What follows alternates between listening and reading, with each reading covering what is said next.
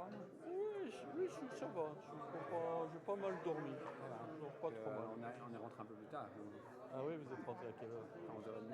Oh, ça va. Sous la pluie, il paraît. Ouais, c'est ça. Ah oui. Non, nous on est rentré Sous vers la pluie, 10 on a pris un heures. taxi. Donc, Ouais, on a pris un taxi aussi vers 10 heures avec Félix et Carlos. Ah, donc vous êtes arrêté quand même pour prendre un petit... Ouais, pour finir, voilà, manger dans, tu sais, les petits troquets qu'on avait vus sur la place là.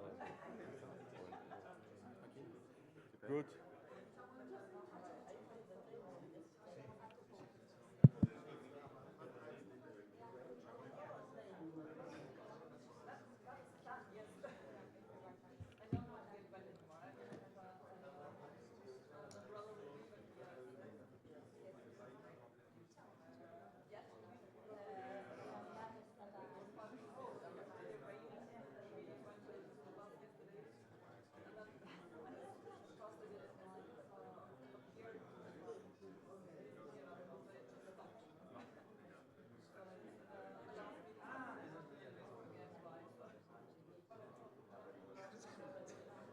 My notes, I got the slides from the Felix, I'm going to sit next to you. What do you think? Come. Yeah, it's good if people are disappointed. in front of one of the screens. This is good. When you're in front of the speaker, so we can annoy you. Yeah, but where is yeah, but then you don't see any screens. No, you see it, huh? Or we move there? There's just too many screens. It feels like a movie theater. Like The big bosses. you're late in the movie theater. Although now in some theaters in Belgium, they made like in the first row, you now have lounge chairs, so you can like. And then you sleep after 5.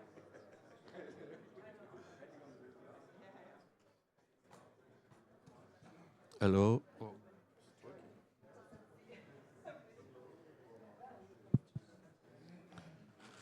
Yeah, good morning. I don't know, you hear me? That's okay.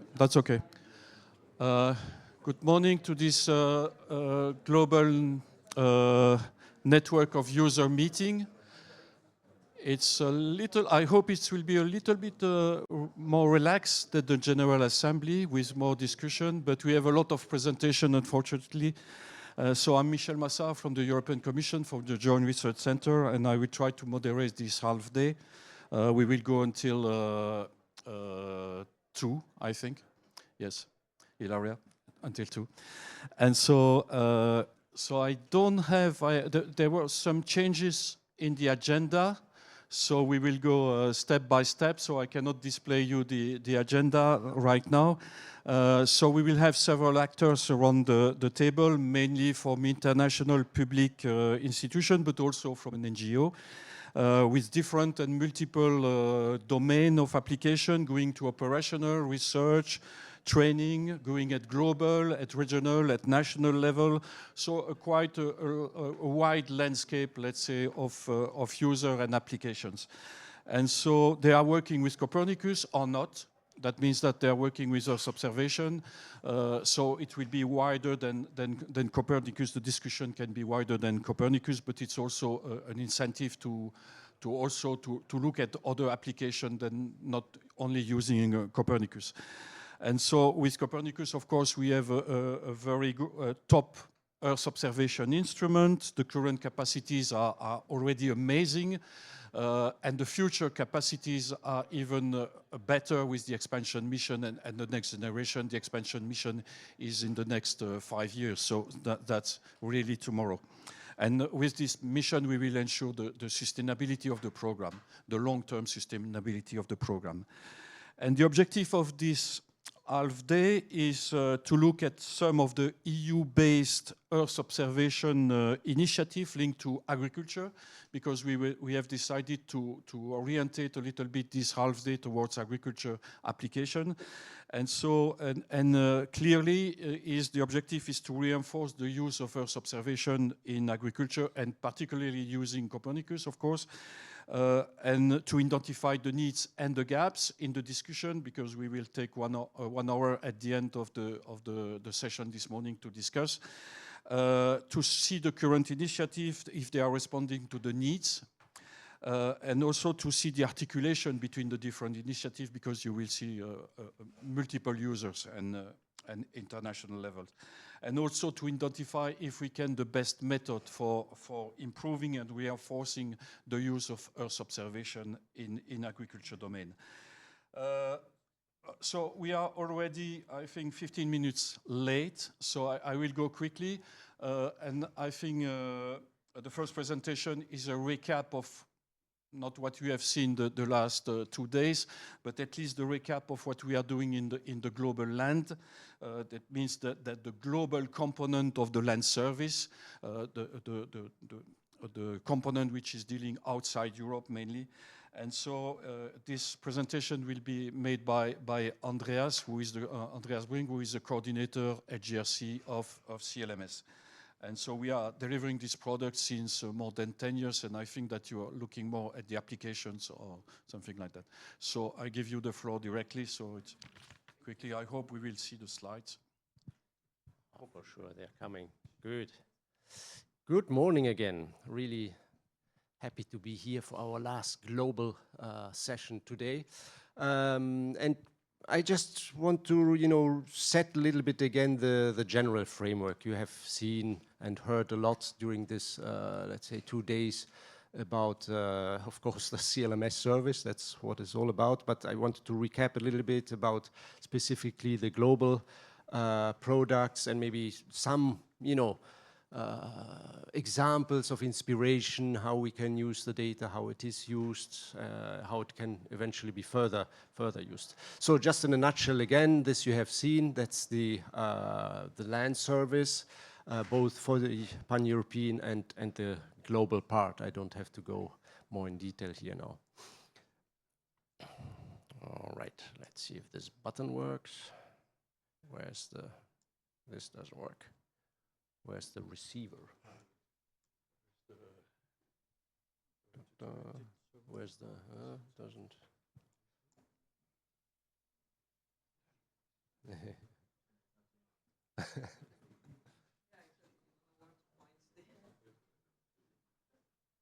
Right there, the guys.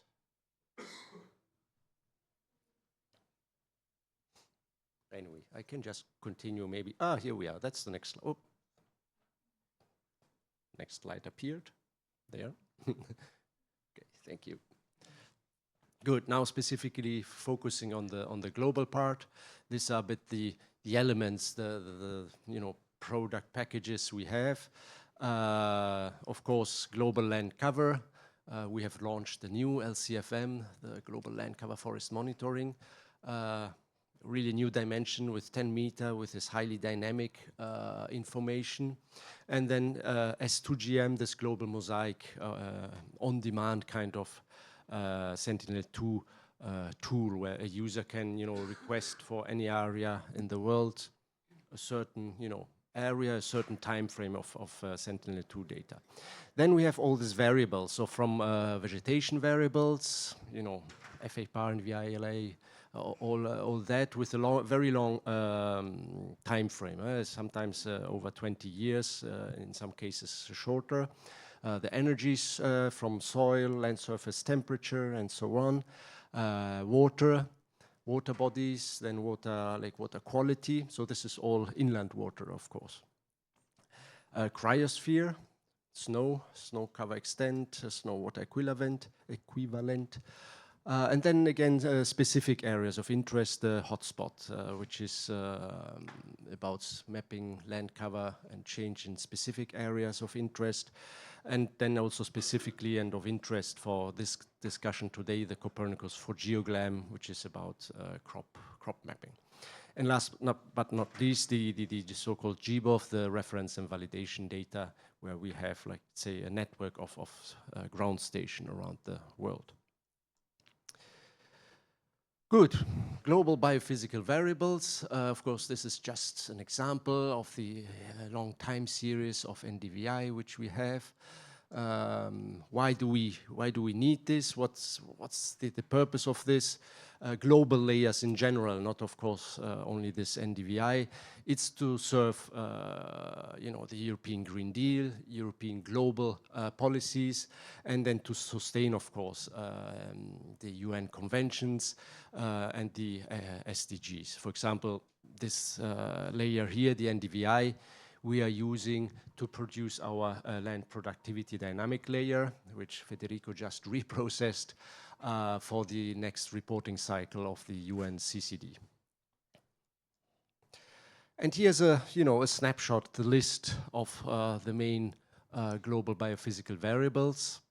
I don't have to read them all out, but you can see the product name, you can see the time series, and also the temporal resolution, because we are talking often about, we need higher and higher spatial resolution, but I think in many cases the temporal resolution is really key and sometimes even more relevant to have than the highest spatial resolution.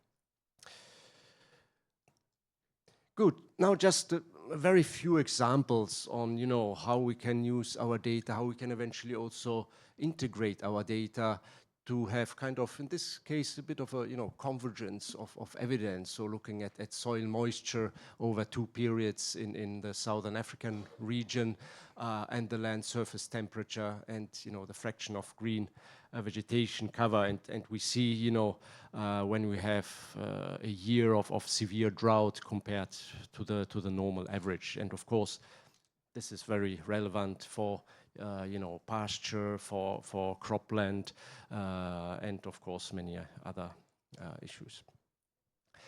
Here, and maybe they're even here, the colleagues from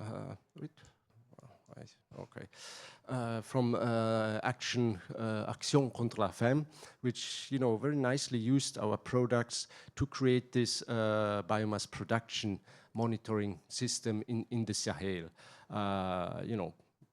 Using first our kind of basic layers to then produce some more advanced tools to show really and compare between long-term average and to develop this kind of anomaly tools for, again, pastoral or agriculture purposes to show vulnerability in some of the areas. Another, I think, really interesting product, which we launched only last year, and so we have now 2 years of data at the moment. This is actually from 2023, but we have also now 2024, is the land surface phenology. And we have, I believe, 13 or 14 really indicators within it, so showing the start of the season, end of the season, peak, season length. So I think this is a very interesting layer which could then be integrated with land cover, with biomass, to monitor really the evolution over time and eventually the stress of vegetation, of cropland. Soil water index, again another really relevant information layer, of course, for agriculture applications. At various monitors amount of water in the soil in various depths. And then, as I mentioned before, this global inland water quality monitoring, where for a number of lakes, we cannot monitor all, and especially not the smallest lakes, about inland water quality, about the turbidity, about different parameters in lake water. This is an interesting layer for UNEP, who is reporting to SDG 661 on lake water quality, and we provide this to them. Good. The land cover, we have heard already a lot about it. This is still the current one, the 100-meter map, with the discrete map, and then also the fraction covers. So from 0 to 100% tree cover or even crop cover and so on. And in a similar way, we will have very soon available the 10-meter map, which again, I think what is very interesting is not only this 10-meter global land cover map, but these sub-annual layers, which provide you really the dynamics of our planet every month or every 10 day. And from that, users can then really also develop their own more downstream application, more specific applications. And then, of course, also the pantropical tree layer, the forest products. So coming now to the hotspots, there's one focusing more on biodiversity, on conservation, on protected areas, providing very high detailed land cover and land cover change. We work very close with the community on the ground, with the protected area managers, and the local communities on using and on getting feedback from them. We're working also close with UNESCO here, and in mapping some of the World Heritage sites. But more interesting and relevant, I believe, for the discussion today, and I just mention it here because then Felix will go in and Ilaria in more detail about this, is the Copernicus for GeoGlam, which is also an on-demand service looking at crop types and crop areas and statistics for specific areas of interest, selected with different users. Last but not least, I mentioned this at the beginning, the on-demand S2GM service where a user can, select any area around the globe, create his own mosaic, the bands he or she wants, also the temporal resolution of Sentinel-2 data.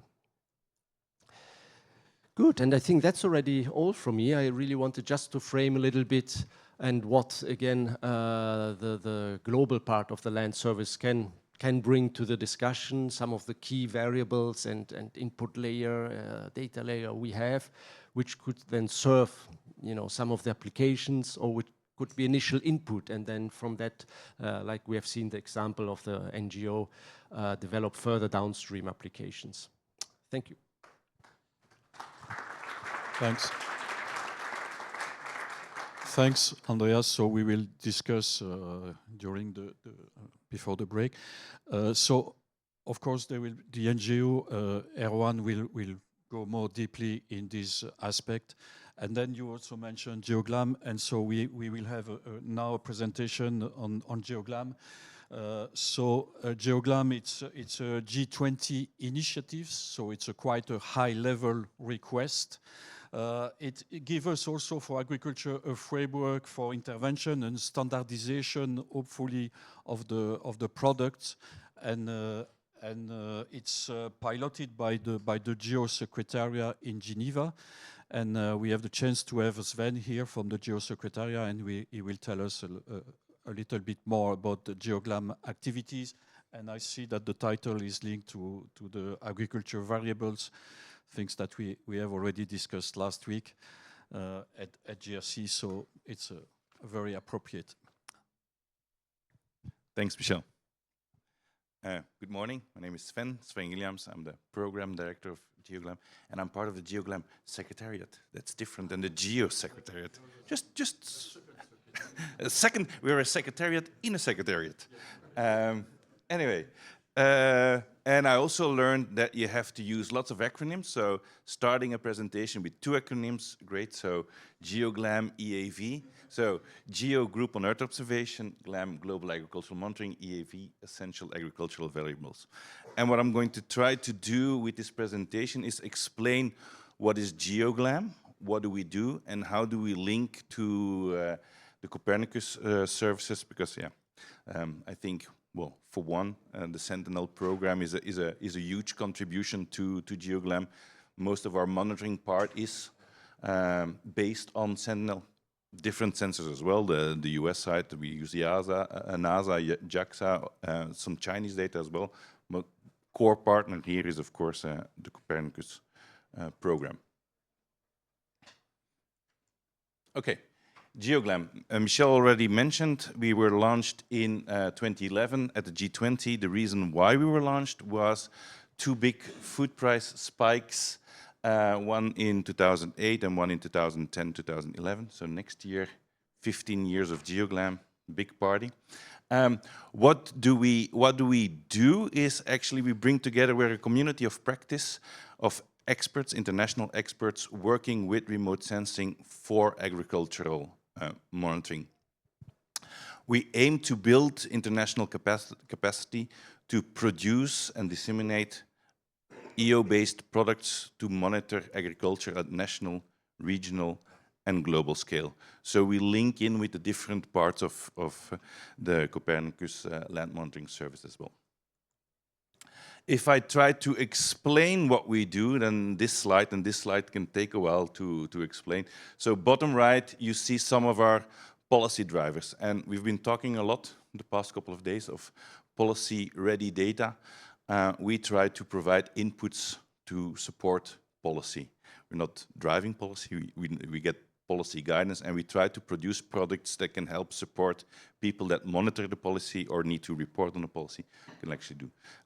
I put two, food security and climate. We have other ones, we have SDGs, we have the Sendai framework. And for those policies, we try to provide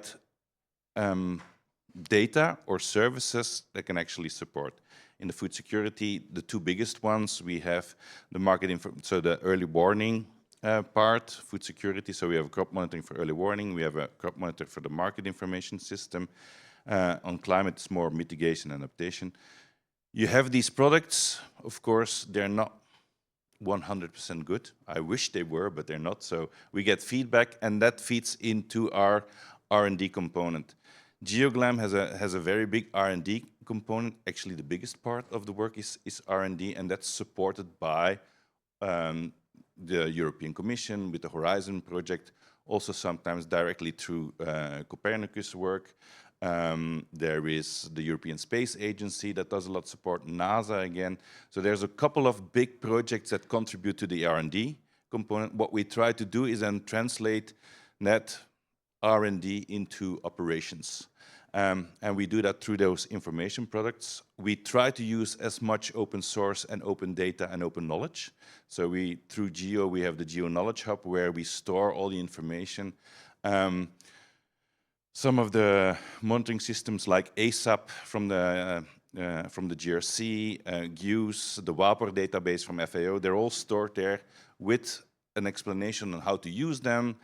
We have webinars stored there so people can really understand. We do a big part on in situ data coordination, where we also link with EAA on the Copernicus in situ side.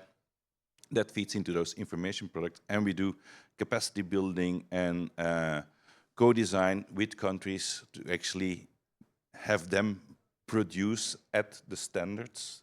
So we also do lots of good practices.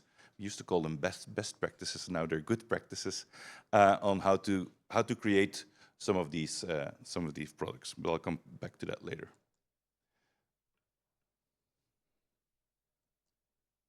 Why? Okay. So I cannot talk about GeoGlam without mentioning this, GeoGlam crop monitors.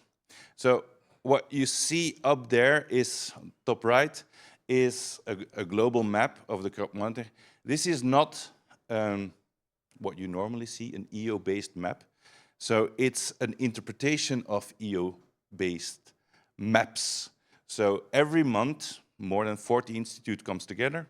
They look at their data at the different systems. I mentioned a couple of them, ASAP, WAPOR, GEUS of FAO, the GLAM system of NASA. They look at the data, they discuss, and it's a consensus-driven and consensus-based outcome that gives an overview of the crop condition at global scale for a number of crops, depending if you look at the major food producing areas or if you look at food insecure areas, so there's a difference. You also get the reasons why there's an alert in a certain system, in a certain area.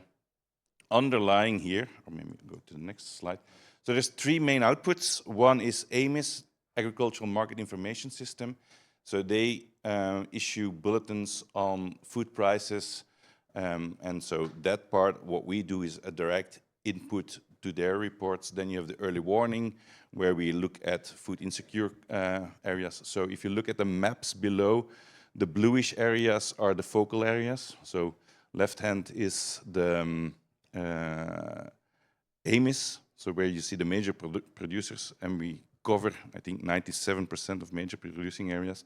You have the early warning areas. We now also have that full global view where we integrate the stuff.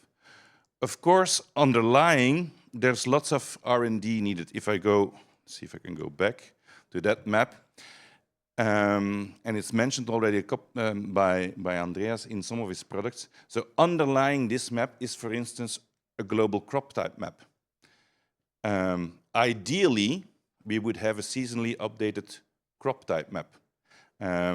You need to know, to do a correct assessment, you need to know crop calendars, what is growing where at what time. With the current definition of the global crop type, we're not there. We know where the agricultural area is, but we need to know what is seasonally updated, what is the change, to do that accurate assessment. So that's where the research component comes in. I think Mark will give an explanation later on one of the things that we do with ESA on World Cereal, where there was a first test on getting that seasonally updated crop type map.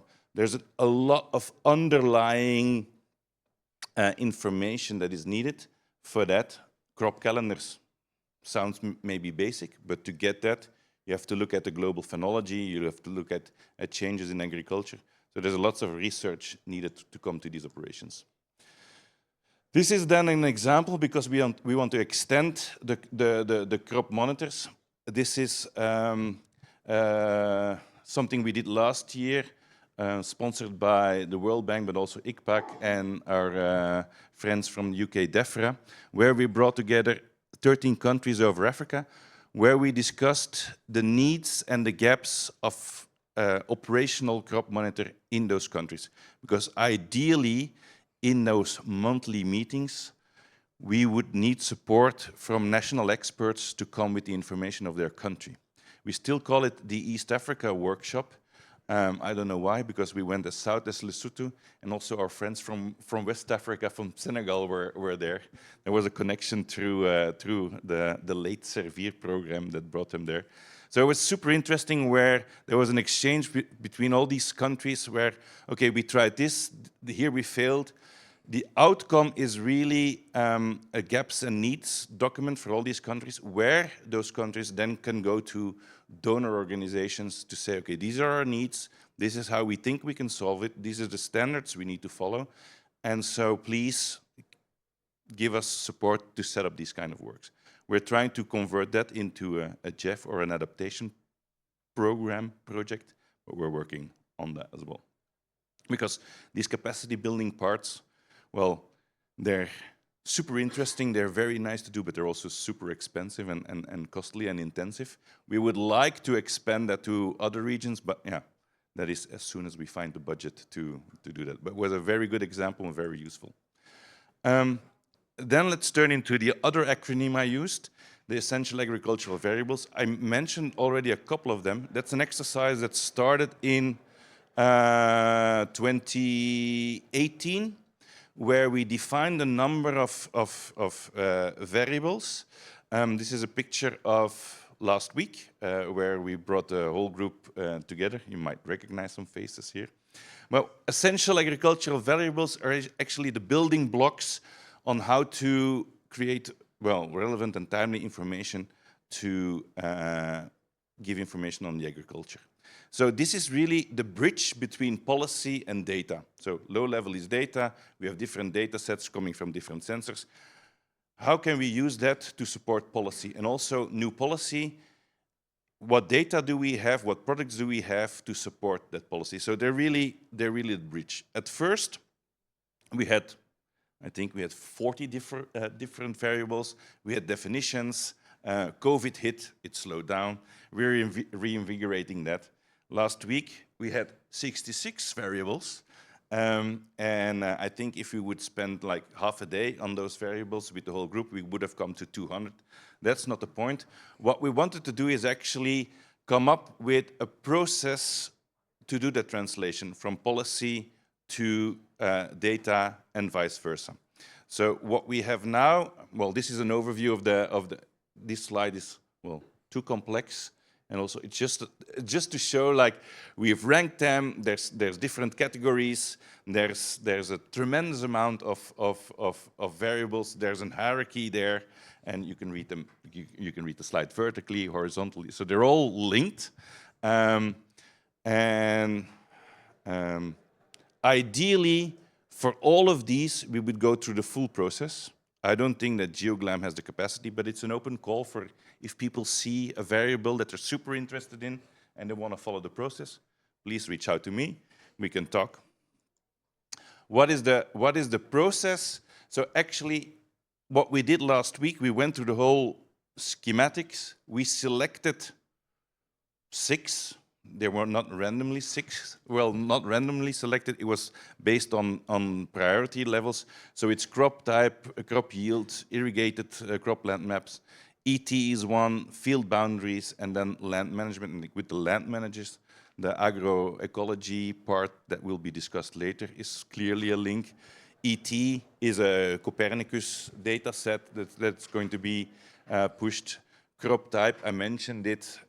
You have the world serial, you have Copernicus for GeoGlam that supports it. So what we're going to do now is a stock take. So what is available, what data is available, how can we compare it? Do they match the definitions that the international community is now using? Because if you, for instance, compare two or three global cropland maps, you will see differences. But some of those differences are just based on a different definition. The definition of cropland is sometimes used differently in different organizations in different situations. So that's why we start with a clear definition. We look at what products are there and then see if those products are being operationally made at national level, regional level, or at the global level. And then a gap analysis to see why aren't they just ready available. Is it methodological? Is it just data? Or is it funding?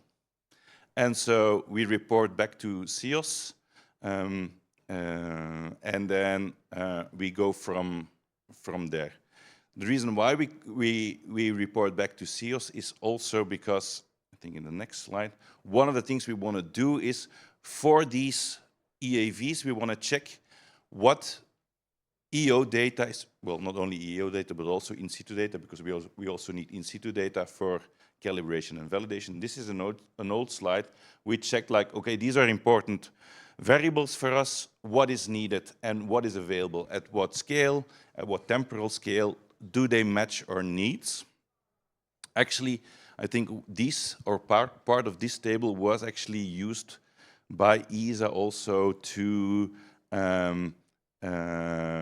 defend the LSTM mission, so that there was a clear requirement coming from an international community why we would need land surface temperature as a variable.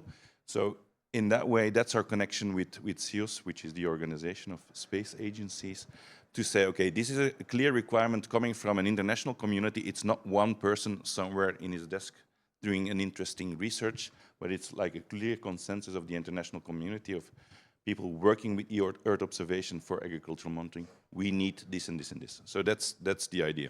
Gap analysis is really like, is there still a lot missing and what can we do? I mentioned in situ, so we have the connection with the EO data. There is the in situ data. There's a big working group on in situ data where it's based on, well, big part of what has done in World Serial. They reached out to a number of organizations. I don't know the exact amount, but it's huge. People are sharing their data. The good thing is that you can share your data at just open and free, but there's also a way to share your data with the community in a more private way so that it's not used by others, it's only used internally at the moment.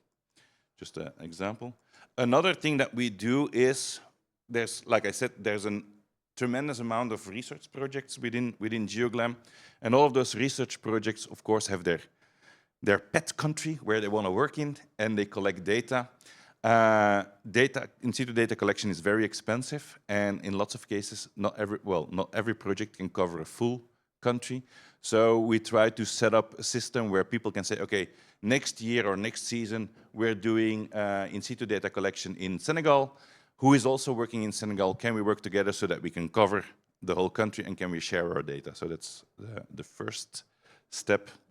And then I think I need to speed up. I don't know my time, but finally, last one is where we have JCAM, which is a global network of research sites, where all these variables can also be quickly tested in different agroecological zones. They do cross-site experiments, look at different data sets. They're also looking at some of the new sensors.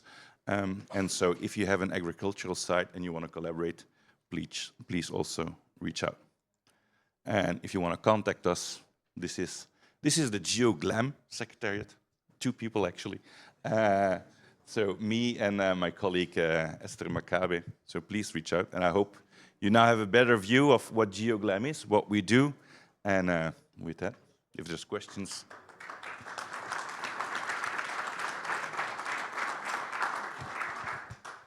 Thank you, Sven. So, yeah, GeoGlam is really close to our heart. And so this is a fantastic framework for us, for Copernicus, to intervene in the agriculture sector. They give us some specification of the products which are needed by the community. And this is very important for Copernicus to go in that direction. And so, as I said, we are participating with many countries in GeoGlam, and so we have also decided to dedicate a specific element of Copernicus to GeoGlam, and it is implemented by Copernicus for GeoGlam. It's implemented by the GRC, and this will be a presentation from Felix, but GRC is not only GeoGlam. So they have other activities and research activities, and so the presentation of Felix will be GeoGlam, but also the research activities on Earth observation for agroecology. There is no, strictly speaking, agroecology in Copernicus Global for the moment, but in the future, if there is something which is mature, this can be integrated maybe in Copernicus. So, but Felix, the floor is yours. 15 minutes, possible? Okay, thanks, Michel. Yes, GRC again, but with a different face this time. So I'm working in the Agriculture and Food Security Unit, which is a sister unit of the Nature Conservation and Observation Unit. We deal with the question how to use Earth observation for agriculture. I think some of the important questions were already mentioned. Where are the crops? When do they produce during the year? So it's very good to have all these global products that we have seen, but to use them in an efficient way, we also need to combine that with information about where crops are located, when are they active, when they do produce, how can we monitor and map them. So some products of our unit that might be, I think, are known in the community are the Mars bulletins, monitoring agriculture with remote sensing. In there, we look at crop conditions all over Europe every month and predict yields for member states. And this is information that helps also policymakers in agri and in the member states.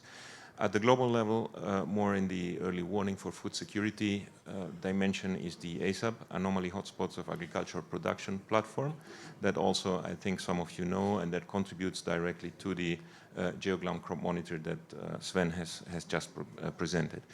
We're currently working also on improving yield forecasts with machine learning to exploit the power of the new methods and approaches and of the data availability that we have seen thanks to Copernicus and other data providers. And also in the unit there is a long experience on working with supporting policies in Europe, the Common Agricultural Policy, but also new regulations such as the EUDR with the experience we have on monitoring and mapping crops. But today I want to go a bit beyond this and look at 2 questions. One is the crop type mapping. So what are we doing together with consortia in Europe to provide better information at the national level on where crops are, how we can map crop types, and how can we estimate crop area. And also, as Michel introduced, you know that policymakers, I think, are confronted not only with the question how much is produced and how can we increase production, but also how can this be done in a more sustainable way, and we know why this is so important. We have heard increasing population, climate change, and so on. And some of the approaches to do that are integrated, multidisciplinary approaches, such as, I'm sure you have heard about regenerative agriculture, but also agroecology, where the scientific information is fully taken on board from different disciplines, and also the social equity dimension plays a role.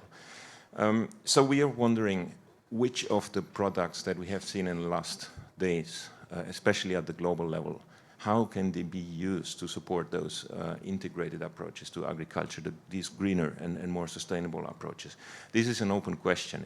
We are at the very beginning. We have done a few things, a few experiments in the JRC, but I'm glad to bring this up for discussion with you. And we have also invited colleagues from FARA, the Forum for Agricultural Research in Africa, and RU Forum, a university network in Africa. There are 7 people here. Maybe over the last days you have already talked to them, but they will also give a presentation, I think, over the coffee break. Because with them, I think this discussion is really important, because they have a project funded by the EU about going deeper into this question. So coming back to the crop type mapping, this is something we started, I think, 6 years ago together with CLS as a contractor, with the objective to really provide the best possible crop type maps at the 10-meter resolution based on Sentinel data at the country level or sub-country, because it's still an effort for a whole country, and by collecting the best possible in situ data to map, to provide good maps. And then the idea was to provide a crop type map and a crop type estimate in the season, and an improved one at the end of the season when even more satellite data are available.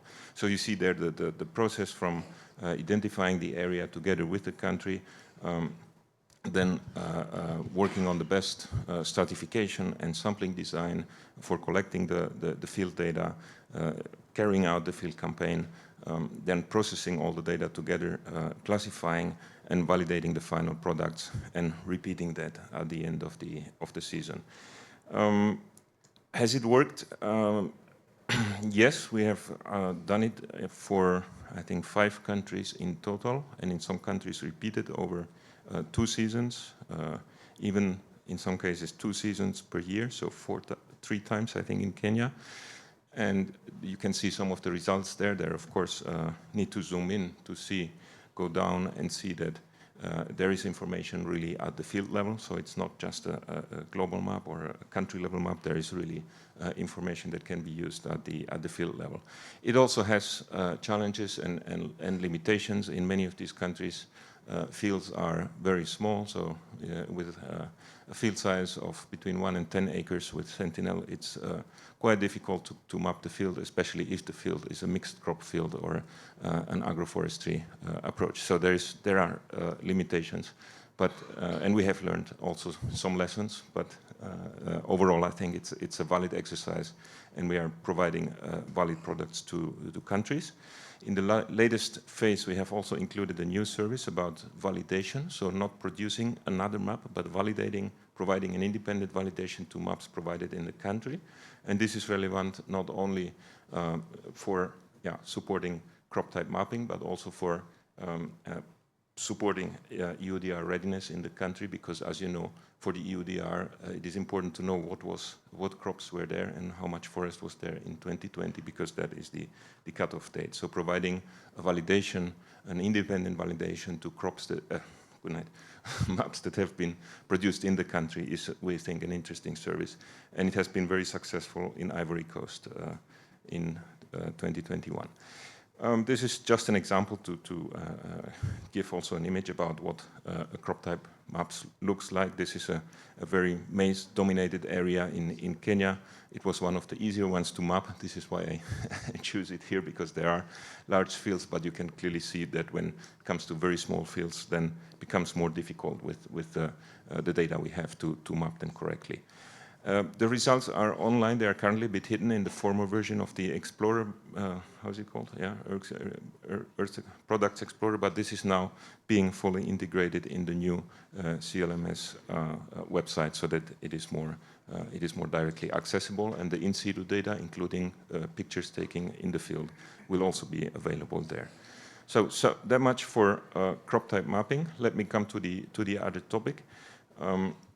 So as I said, this is relevant for the colleagues who have a project on agroecology called RMRN, Regional Multi-Actor Research Networks on Agroecology. It's funded by the EU within an initiative called Regional Centers of Excellence. And there are the continental organizations, but also there are 3 regional networks. I think Kwaku will give us the full details about that. We also have an ongoing collaboration with the FAO TAPE project, which is the tool for assessing agroecological transformation. And the idea there, the question there also is how can we use Earth observation to help the tool, which is mainly based on surveys and indicators collected on the ground with farmers, but how can we address or help to stratify, for example, their field work and such questions. And then also the agroecology question is also interesting in relation to EUDR, because I mean the immediate objective of EUDR is to reduce deforestation, but the longer term objective is also to increase more sustainable approaches to production, such as agroforestry and also agroecology. So I'm showing, let's show a few examples. This one is directly linked to the previous product. So the question here is how can we use the crop type maps to derive information which might be of interest for agroecology at the national level or at the subnational level. So for example, looking at, based on these maps, what is the crop richness? So how many crop types? What is the crop diversity? So abundance of different crops in the area. That can be one indicator to also understand what is the potential for agroecology. Agroecology by definition is about more higher crop diversification level. In support of the FAO TAPE tool, we did something, it's an experiment, something similar based on land cover data, just to have an indicator about spatial heterogeneity between subnational administrative units. So that can also be useful to look at what is currently the level of diversity of landscapes and land covers which are available in the different region. It's basic, but it can be a starting point for planning surveys. And then using a GRC tool that was developed by the forest colleagues who are not here, we also looked at data. This is a simulation, actually. So we looked at, we simulated how to derive connectivity indicators from tree cover and small woody features, which can provide information about biodiversity and animals' movements free movements in these areas. And so it's also related to agroecological principles about crop and animals diversification. Basically, it's just another example. Again, this is also in fact, most interesting with very high resolution, so higher resolution than the 10 meters. And the last example is about cocoa plantations. One question there is how can they be characterized and how can we distinguish those which are open sun monocropping style from those which are shaded cocoa plantations, and then what is the shade tree density in those. And I have a colleague who is using deep learning methods to count and map the shade trees, and so characterize the cocoa plantation. And we think that this is also, if it works, or if we get good results, this is something that we can use in agroecological, for other plantations, for example, other agroforestry situations to differentiate and to map shade trees or different tree levels. And this is also dependent at the moment on VHR and also on tree height information. Yeah, coming to the end, I mean, all this data and others also that are the data that are available in the GRC are nicely grouped for Africa in the knowledge platform. This is work of Andreas' unit. So there you can find some information about what geographical data layers are available. This is, I think, interesting for some of you. But we have also mentioned several times, I think, already in this workshop that data, policy-ready data are not yet enough for policy support. So there is an intermediate level of transforming policy-ready data into policy-relevant information. And in the GRC, we try to address that among other tools with our knowledge centers. I think the example of the knowledge center for Earth observation has been shown. This is where the information derived from different Earth observation products is shown in one place altogether. But those that knowledge that we think is particularly relevant for food security and nutrition policies, we also show it in the Knowledge Center for Food, Global Food and Nutrition Security, which is hosted in my team and which is co-chaired by DG INPA. And the main, let's say, policy addressee is in fact DG INPA and also DG ECO. With that, I leave you with the next speakers and come back later for the discussion.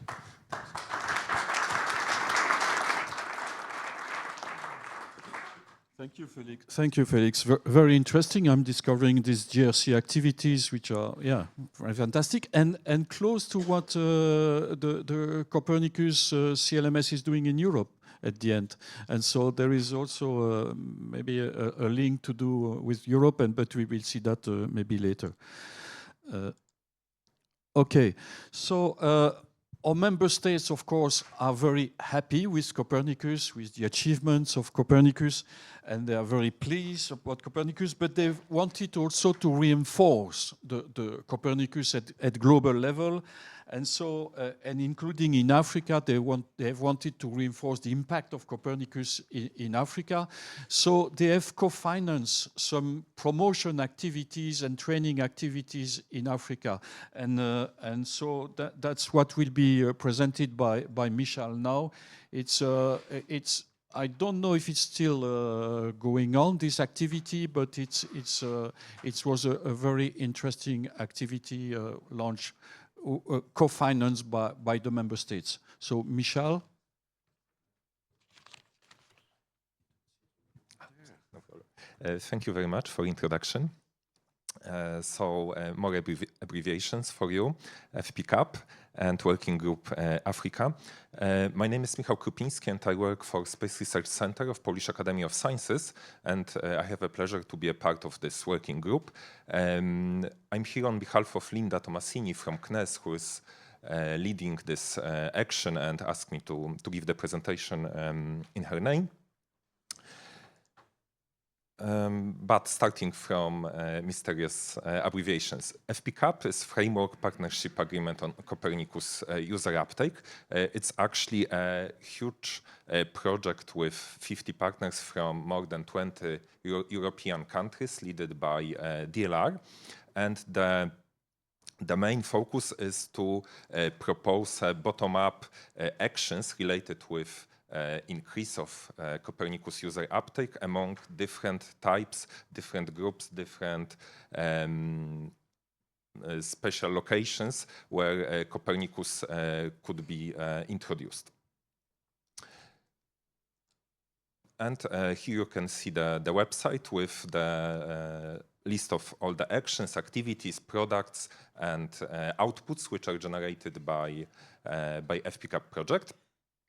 And one of these hundreds of actions is Working Group Africa. This is the collaboration of 12 institutes from 8 different European countries, where we focused on trying to deliver capacity building and knowledge transfer to different different African countries where all our institutions had already some contacts. In this way, we have defined that we would like to reach at least 20 African trainers from 16 different African countries. And to do this, we need to do it in 3 different languages, in Portuguese, English, and French. How we did it? We co-developed and implemented the Copernicus local training sessions. In total, we imagined that our local trainers then would organize local trainings for the next at least 300 trainees using the prepared materials and adjusting the content of the training to the local needs. We also plan to develop the network of Copernicus relays and academias in Africa. And the main goal was, the other goal was also to raise the awareness about the Copernicus through additional activities, which were, for example, the webinars also organized in different languages. And the action takes place since 2022, and actually it ends in end of September this year. So this is still active. We are in the last phase, and last trainings are implemented now. But it will be also underlined later. There is a strong demand to continue this work. So in the first phase, we have, in 2023, we have selected the trainers. We imagine that there would be at least 10 per language. We developed and implemented the training program with different thematic modules, and this was performed during the quite intensive 10 weeks of training, which was performed by institutions involved in our consortium or other institutions which we cooperate with, like specific universities. To be able to perform all of this, we had to decide to do it online. And to do this, we developed the digital learning platform where we gathered all the training materials, all the exercises, answers to exercises, training recordings, if some of the trainees could not attend, all types of the resources. And it was used by our trainers for self-training during the training development implementation, but also in the meantime when we were promoting our activity, more and more people wanted to join it. So we decided to open this platform for new users, but in the form of self-training.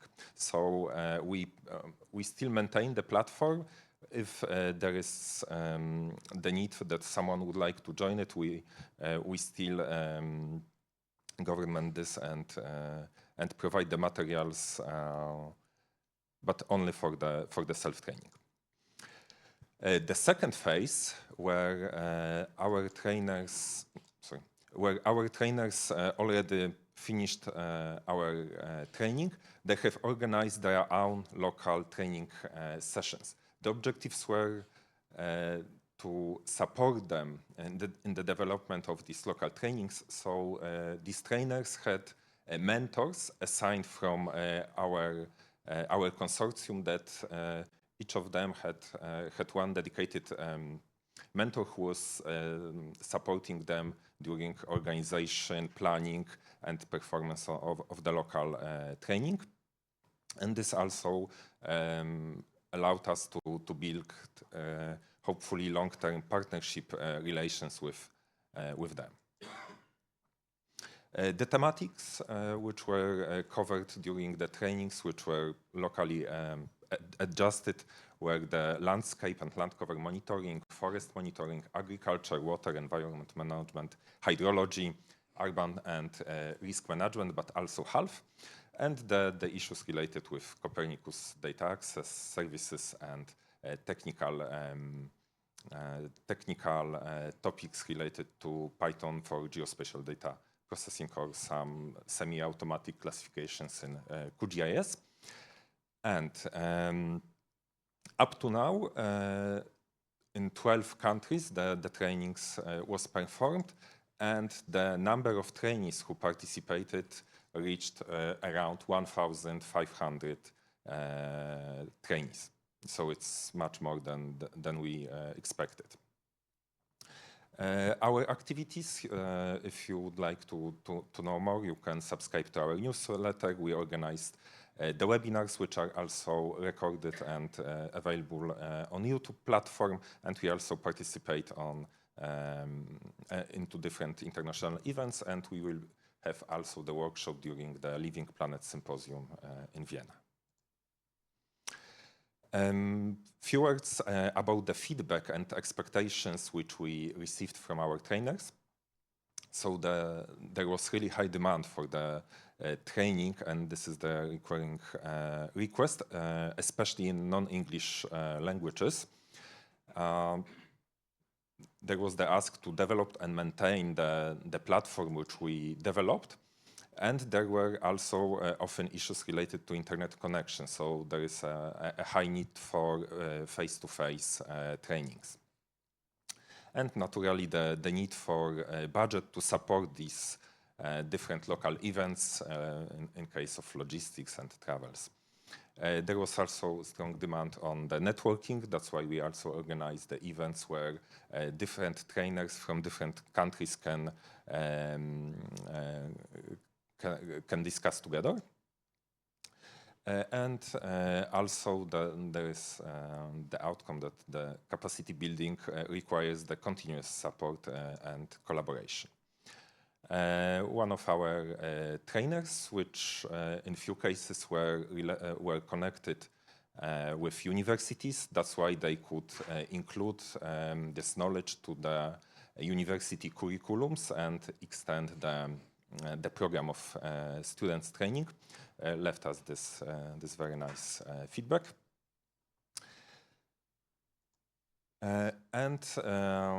Our action is ending soon, so we are strongly discussing how we can continue and use the heritage which we have developed. That's why we are thinking about developing new activities with the support of Africa-Europe Space Partnership Program.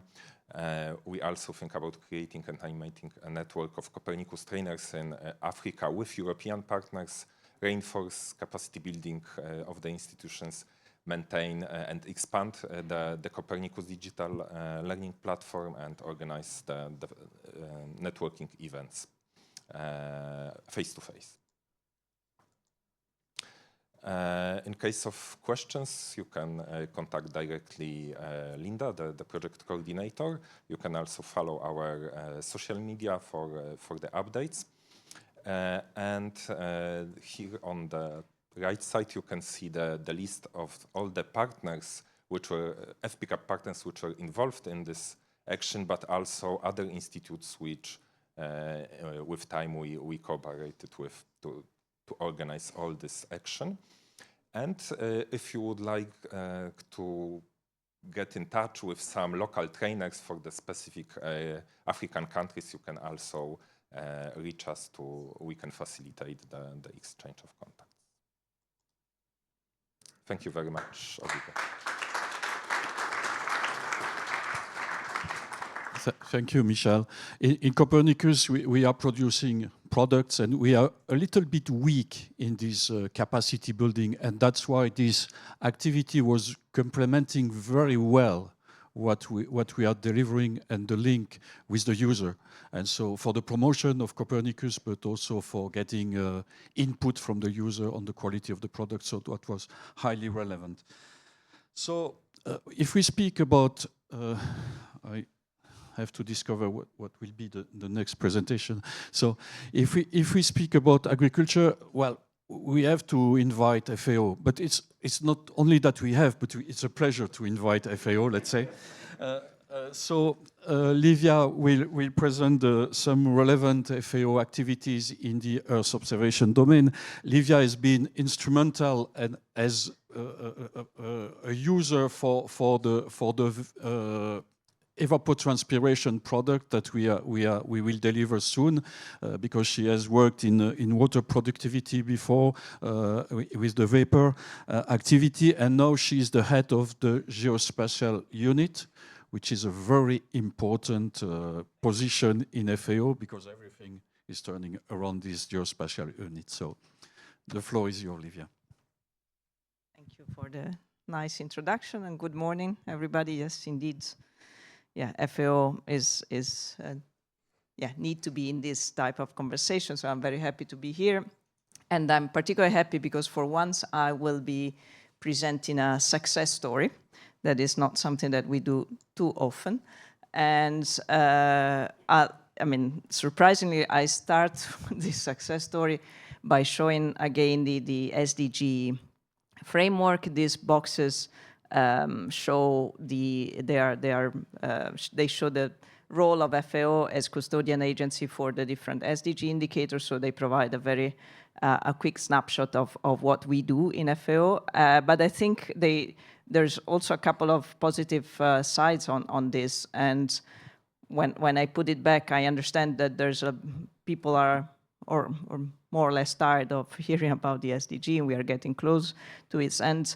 But I think it's also a good opportunity for us to reflect on the fact that the global community is indeed capable of agreeing on long-term goals. And these days, this type of, I think we need to remind ourselves that we can do that, and we should keep on doing that despite the uncertainties that we are living these days. So that's why I still keep it. And for the Earth observation community, I think it's also a good reminder of the fact that when this was conceived, the technologies and data were very different from what we have today. And the gap that we have in SDG monitoring, that was one of, a big recognition of the fact that some of these indicators were not observable and measurable. I think now we have better instruments to do that, better capacities, and so I'm also hopeful that we can collectively improve the monitoring.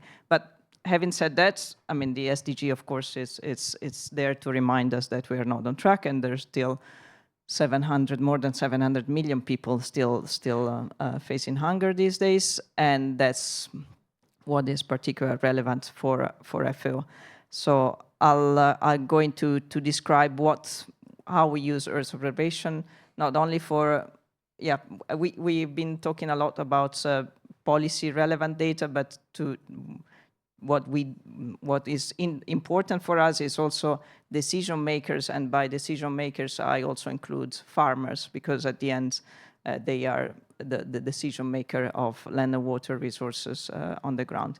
So when we try to understand what is driving still food insecurity in the world, well, of course population growth means that by 2050, these are the normal FAO flagship publication quotes. By 2050, we'll have still to produce 50% more food, feed, and fiber. So agriculture is more than food and biofuel compared to 2012. And that means the water demands by agriculture is also increasing by between 20 and 30%, also depending on how good we are in increasing efficiency of the water use, while people live in high water shortage areas. So we have the population increase, but on top of that, climate change is putting a lot of pressure on the agricultural systems, and that is because water is basically the way we feel the climate change in agriculture. So we have more floods and droughts and extreme events, and this is adding up to the population increase and conflicts. That is, of course, a major cause of food insecurity. So how do we try to meet this increase in demand? That means that we need to be able to grow more food per unit of water consumed. And this is why in FAO we started 10 10 years ago to develop this idea. Well, water productivity is a concept that was there before, and it's meant to measure the amount of water consumed per unit of agricultural output. So that is what you see in that diagram there. Water productivity is something that is very difficult to monitor over large areas and time, because it takes a lot of data, and it's not economically and also technically feasible to do it, but remote sensing can help us. So when we started this in 2015, well, there were different sensors there, but we thought it was already, there was this possibility of setting up an operational system for monitoring water productivity in agriculture. So we started the Vapor program back then, first with a beta, for version 1, version 2, and we are now, since last 2 years ago now, we have a global coverage of the Vapor program, of the Vapor data that is published on the FAO platform that you see at the end of this is the FAO Agroinformatics platform, through which we disseminate openly data on actual evapotranspiration and biomass and other related data, land cover, of course, from CLMS, but in addition to the global data at 300 meter, we also have a in-depth coverage of Africa and the Near East at 100-meter resolution, and for 25 now irrigation schemes mainly, we have data at 20-meter resolution, because that's what is needed for farmers to make decisions, and I'll show how this is done. We didn't do that alone, of course, so I need to acknowledge the support of the Kingdom of the Netherlands, but also in collaboration with IHE Delft, EMI, and ELIF for the data production. The algorithm that produces the actual evapotranspiration data is open source, and that's where we started. So I'll show then later. I'll discuss how this works, but it's very much connected to what we heard the other day on the new global evapotranspiration product delivered by Copernicus. But let me first tell you in a couple of slides how this data is useful. Again, when we say policy relevance, but I think it's also important that the data that we disseminate and produce is useful for people, farmers in this case, on the ground. So the fact that the data is distributed openly and according to open standards and API and all that makes it easier to integrate in users' own portals, applications, and so on. So, for example, in Tunisia, a National Research Center is using these data to improve their irrigation advisory services. In the app that they own, they maintain, and they just use our data to improve it. And we've been working with them to see how that's, technically, what type of information it could be made available with a co-design process with the farmer associations. On a slightly higher level, so this is the same irrigation scheme that you see there. So we can compute now the seasonal irrigation consumption, and we can do that by crop type, because we also calculate for these areas. We also develop crop type maps. And the animation that you see on the left is from another FAO product that maybe some of you know, done with the YASA since the 1980s, I think. And it's now it's version 5 of the Global Agroecological Zone. This animation here shows what could be the expansion of the suitability for olive in Europe between now and the end of the century, and maybe Krakow will be the best olive producing place in Europe. And well, this is long scenarios, but that gives you an idea of why it is important now to understand what is the water consumption of the different crops, relate that to climate scenarios, and make outward forward-looking adaptation strategies. The project is active in 15 countries now. That means that, so the data is globally available, but we focus on 15 and more countries now with other donors to develop locally relevant applications of the data. So I just wanted to pick up these two because I think they are relevant to some of the discussions we had these days. One is a dashboard for monitoring irrigation performance in the Office du Niger in Mali. And the other one on the right is showing how we've been using this data and other, so again, biomass from Copernicus in this case, to monitor in-season crop area for early warning in Sudan. So these two are that I put here are examples of how often we need to come up with data and information without any field observation because of security situation. So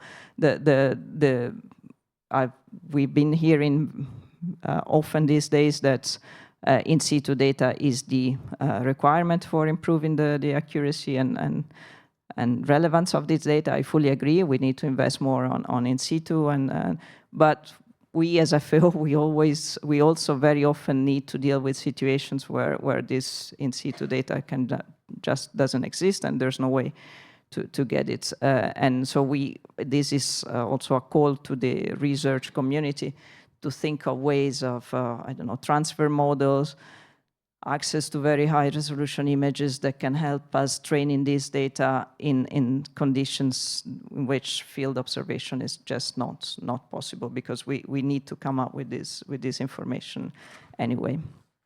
But then, to conclude, how the vapor data has proven to be policy relevant. So this picture is a picture of a League of Arab States meeting, and they in that book there, in the recommendation for water accounting and water allocation in the region, they mention use of vapor data to guide the understanding of the water consumption by different sectors and guiding water allocation in the future. But also, and not only at policy level, but also at field level, we demonstrated how this data is useful for decision makers, and in this case, farmers. So the picture that you see there is a group of farmers in the Gezira irrigation scheme in Sudan, that is the largest irrigation scheme in sub-Saharan Africa.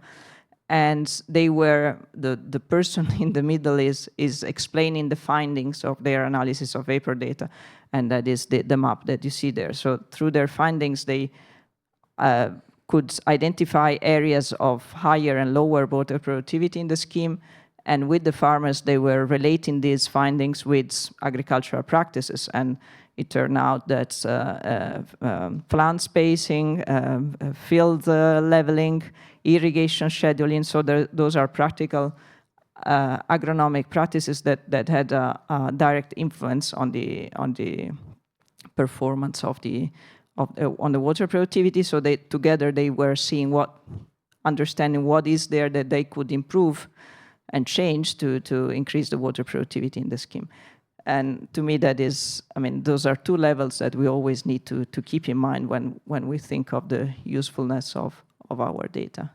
So that is the conclusion of this story. And what I'm here to share the success story of all this is that we here in FAO, we developed the first debate and then the operational methodology to calculate actual evapotranspiration on open access data that when we started in 2015, the Sentinel constellation was not fully operational. So then it came, and then ESA with the SANITI project, they helped us. Well, they demonstrated that evapotranspiration could be measured using a Sentinel product.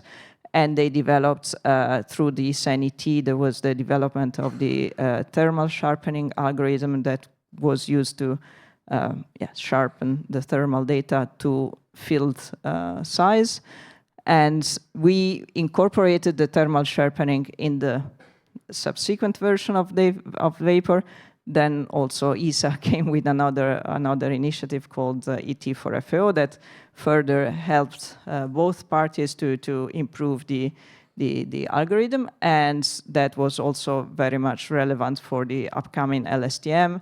And we, my colleague is part of the advisory mission board, I don't remember the name. And so there was a lot of interactions with ESA, also because we are neighbors, of course. But and then we are also active in the Copernicus global network of users. And and so I was in Brussels, what was that, 3 years ago, I don't remember, explaining how this data is useful and how we are demonstrating that people are using it. And that's the happy ending, hopefully, is that this global the global ET product at 300-meter resolution is now part of the CLMS portfolio, and we're really looking forward to have it operational and distributed by end of the year. And the way we see this all working is that the CLMS will take the responsibility of producing the global layer at 300 meter, and that will allow us saving resources for using developing the higher resolution, so the 20 meter and maybe also the 100 in some areas, to keep on providing field level advisory to irrigation scheme managers and farmers in irrigation schemes. But these two levels, because they are built on a methodology that we developed together, those two levels will remain aligned, or at least comparable, scalable. That's probably the right word. So that is, to me, it's really a good example of how this gathering, these type of meetings can really help in shaping products that can make a difference and that are used. So we were part of the whole process, and we are still called in the meetings of the consortium who's responsible for that to provide our feedback. Just two final slides to mention another thing that is very important to FAO, and that is land cover standards. I agree with it was said already a number of times. We need standards.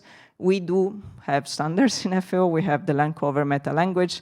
It was called LCCS back in the 90s, and now it's called land cover meta language. And this is a very hearty call to all of you to use it. This example here, this chart shows the difference in cropland extent by different products. The MODIS on the left and as a CCI on the right. And so it's a huge. Of course, we all know there's a combination of reasons. Spatial resolution is one, but classification and definition of classes is also an important part. So in CCI, they have woody crops, for example, that you see there, and in MODIS they don't. So if we could all compare these land cover products by knowing exactly what they mean by all these classes, it would really make our life easier. The map there of Burkina Faso is an agreement map of so I think the red, the orange and red is where you have the highest agreement. And also the picture that you see there is olive trees in Tunisia in this case, and this can go up to 25 meters. And that is also a challenge when you want to compare olive trees areas, because in this case, even the Sentinel, that would capture bare soil in between. And then again, it's an open question on how we deal with this complex situation. But everything starts with a good documentation of the legend. yeah, so final slides. Yeah, I know that GeoGlam also has had a very important role in helping us voicing the importance of actual evapotranspiration, and for not for monitoring water productivity, but also it's a direct input into irrigation mapping. So that is another essential agricultural variables. But this logo that are randomly put there show that we in FAO we've been active contributors to a couple of ESA initiatives, the World Cereal and the World Cover, and I think that helped everybody understanding what was the user's demands, and then developing products that are more tailored to users, including, then I don't know now why I put the land characterization system. So that was more for the previous slide. But in this process, then it would be easier for us to help making sure that these products can use our standards, and at the end that will make it easier to demonstrate and to show the usefulness of this data to our member and partner countries. So next time you want use cases, if we and others are involved early enough in the development of the products, it will be easier to come up with good use cases of these products. So that was the message I wanted to bring, and thank you again for having me here.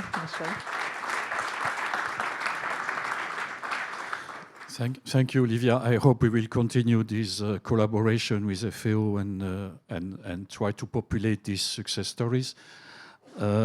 Checking the next presentation. It's the regular partner of Copernicus. It's ESA, the next presentation. So we are fully married with ESA for Copernicus. But as for GRC, they are... Here, I don't forget it. So, but as for GRC, the ESA, they have other activities which are not Copernicus funded. They are research activities, and we are most of the time and often using these research activities to create our operational activities, because in Copernicus there is no research. So we are taking the research from ESA, and they are very successful and very efficient in research, and so that's very useful for us for implementing that. And so Mark will tell us about the current portfolio oriented towards agriculture, what you have in your pocket in terms of research currently. You have 5 minutes. 5 minutes. Yeah, I know you. But I must say I had to take some notes, because actually this presentation was supposed to be made by Zoltán Zajnta, Zolti, who's actually the person involved in agriculture in our team. I'm not involved in any of the projects I will show to you today, but I'll try to do my best. And but this will help me a lot. But the 5 minutes, I think it will be a bit hard for me, because I probably spent 5 minutes on the first slide. Now, what I wanted to say is that, as you know, ESA is not part of the European Commission, but I always say that the EU, the Commission, is the first member states of ESA, because we have a lot of delegation agreement to ESA. The first one being, of course, to build the Sentinels, launch and operate the Sentinels. But you will see that we have also other delegation agreements. And I think it's about 30% of the budget of ESA that comes from the Commission. So we are really more than brothers. And but if the core business of ESA is to build satellites, and without us, you will not get the Sentinels. So you see the important role we have. We do have also, as part of the convention, the mandate to do space research and do research on space technology and applications, and agriculture being one of them. We don't have this long tradition that GRC has with, I don't know, 20, 30 years, I didn't get the number, in agriculture. We started more or less at the Sentinel time, a bit before, in order to prepare for the Sentinel. And the very first project was the Cent4 Agri. Maybe some of you remember this, to show the value of Sentinel for agriculture. And I must say that the biggest challenge with agriculture is that we always need to go to the parcel level, or almost always. And that, of course, is an issue, and there's a lot of challenges that was highlighted before. So in the presentation that was prepared by Zolti. I would like to show you a few of the projects that we have on agriculture, as well as a number of programmatic frameworks or instruments that we have in order to enable the uptake of Earth observations in the low and middle income countries. I haven't put anything on evapotranspirations because I knew that you would have done it. I must say it's really a success story. Our role is essentially research and development. That's what we do. We don't have the mandate to do it in an operational way. And we had, the evapotranspiration was a very nice project because it was very challenging. So we had to bring the LST, the land surface temperatures, to the level of the parcel, so to do the non-scaling to the parcel, and then apply, of course, the evapotranspiration model. So we had a couple of projects like this.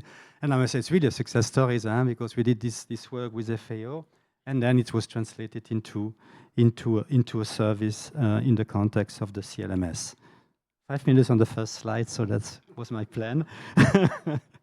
So I will just show you a few projects. The first one is the World Serial project, so led by Vito. You will see that Vito is leading a lot of activities. I think you have the partners indicated on these slides. So we all know, and this was really stressed by Sven in his introductions, in his presentation on GeoGlam, is that we really the availability of high-resolution croplands and crop types maps are really essential in the context of the global food security, but also for various downstream type of applications like crop yield predictions, crop damage assessments, and conflict-induced changes like what happened in Ukraine. And the initial objective of the World Serials, which we started already a few years ago, was to demonstrate the technical and scientific feasibility of doing this seasonal crop mapping that you were just mentioning for different cereals. The plan was to go with cereals, and you'll see that we went a bit beyond this, and at 10-meter spatial resolution. So really to work at parcel level and on a global scale. So lots of requirements, but World Serial is not only about having a global land or trying to get a global mapping of the cropland and the crop types. It's also about delivering a cloud-based systems with scalable processing pipelines. And it happens that this is probably the major achievement of that project, because what we want is to allow countries to generate their own crop maps, rather than thinking only having a global product. So these processing pipelines have been made available on the CDSC, actually on the OpenEO platform, as I think I said it yesterday, as some sort of pre-trained models that we train with reference data that we could collect with the colleagues that Sven. I will make a lot of reference to what Sven has done in GeoGlam, because of course it's all done. Is it working? Yeah, it's working. With the colleagues involved in GeoGlam. But we also give the possibility for the countries to improve this training of these models using their own reference data. And that's why these systems for countries are so important. But also to tailor the crop seasons. We discussed a bit about this, the crop calendars that are so important. So that's why it's very difficult to get it at the global level. And the crop types. So it's also possible actually to do crop types that we haven't considered in the demonstrations we've been doing. So the first phase of the project, and I think Sven was leading that part when he was at Vito, was to do a scientific and technical feasibility study, and this resulted in the productions of the first global season-specific, I insist a lot on this, high-resolution maps of croplands, crop types, and irrigation crops. We put this as well as a third product. From the year 2021, and in terms of crop types, it was wheat and corn, the one we did in these first demonstrations. So we are now moving into the second phase, which main objective will be to operationalize this crop mapping service in OpenEO. So we are really putting the focus now on the processing pipelines that will be available on the CDSC. We still plan to do a set of global products for these seasonal crop types, but the year is still to be defined, and we still have not agreed on this. But you see on this slide, and I think it's quite important, is that we were going to pre-train these models for mapping the seasonal crop lands for 11 crop types, including a lot of cereals, and you see the whole list on this slide. But again, for you, what is important is that these OpenEO workflows have been developed in open source, and they can be customized for any crop and any seasons of interest. So that's what you have. That's really the takeaway you have to take from this. We will probably also do a crop yield prediction modules that we will add to these processing pipelines. And the last point, and that's what we put in this extension, it was quite a big budget actually for this, is the capacity building. Our capacity building has always been an issue in all our projects because it's quite expensive. We are usually short of budget to do that part. And you will see later from my presentations that we do try to get some sort of collaboration with other organizations, other institutions that really have that mandate to do the capacity building. The second project is the CRISP project that is led by SARMAP in Switzerland, and it's about rice. Actually, CRISP stands for Consistent Rice Information for Sustainable Policy. So the objective of the projects, it was, well, it's still, because we launched it now about a bit less than 2 years ago, to develop advanced and cost-effective. Cost-effectiveness is always a key point of our project. So we always try to look at, on one side, the fact to be open. So all our softwares are developed always with an open approach, an open science approach, so open data and open source software, but we need also to make it cost effective. And for this, we have different, and actually when you will see the, I don't know if, no, you, again, I think there are some issues with the template. Anyway, the variables we are going to cover in these projects are the seasonal rice planted areas, the rice growing conditions, the yield forecast, and some production estimations at harvest. And I'm sure that these 4 are part of the essential agricultural variables that you've been discussing. When was it? Last week, I think. Here we are doing a co-design approach with the involvement of a number of early adopters. That includes, of course, GeoGlam. GeoGlam is always in any of our projects, but we have also IFAD, WFP, and a few rice networks like African Rice.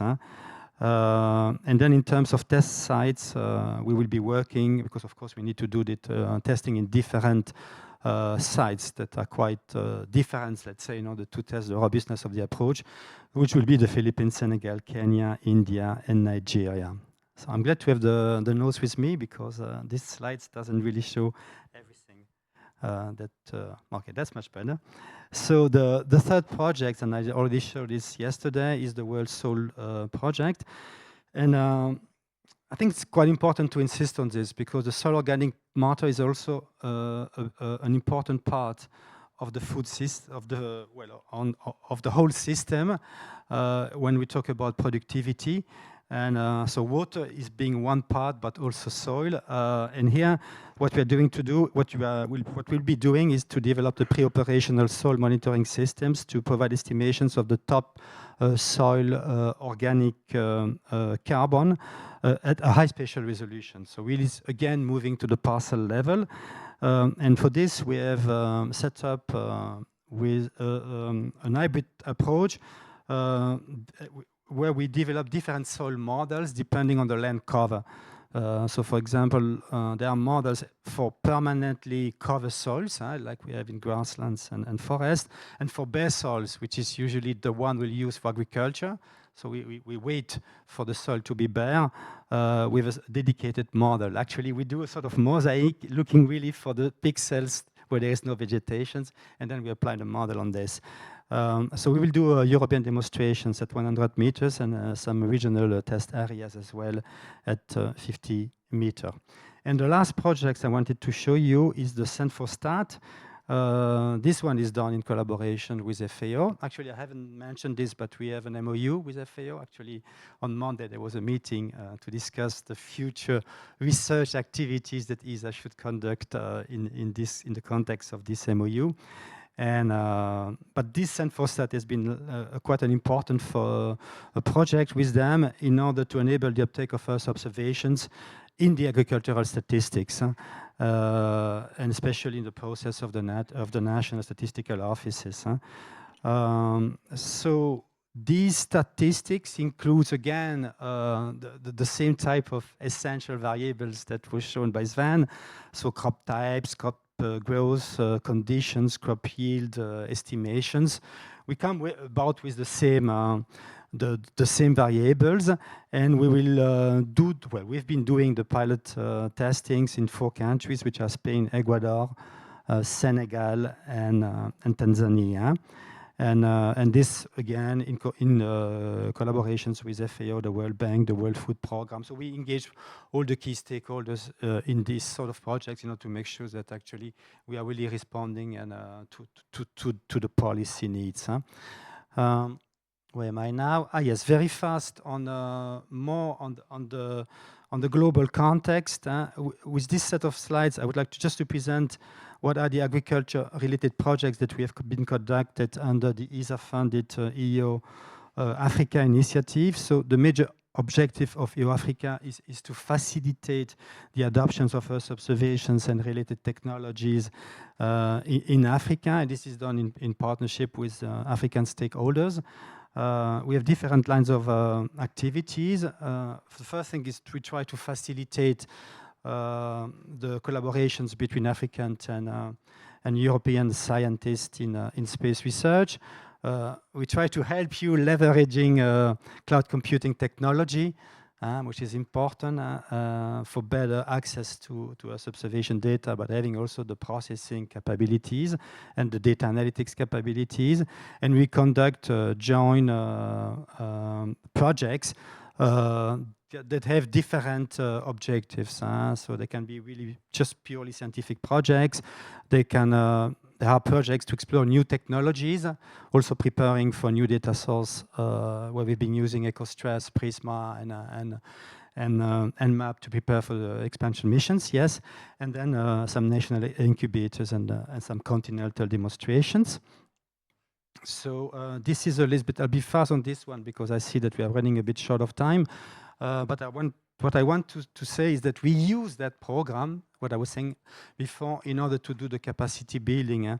So we've been doing a lot of educational training and capacity building activities. You see the whole list here, and you see also the list of the webinars we organize, which includes actually one on the parcel-based crop monitoring from space. And here is the list of projects that we've been doing in the context of these explorers and the national incubators. And you will see some projects related to water resource management, to irrigation systems, to water stress, and to draft monitoring. Yeah? This is that slide I would like to show, Philippe.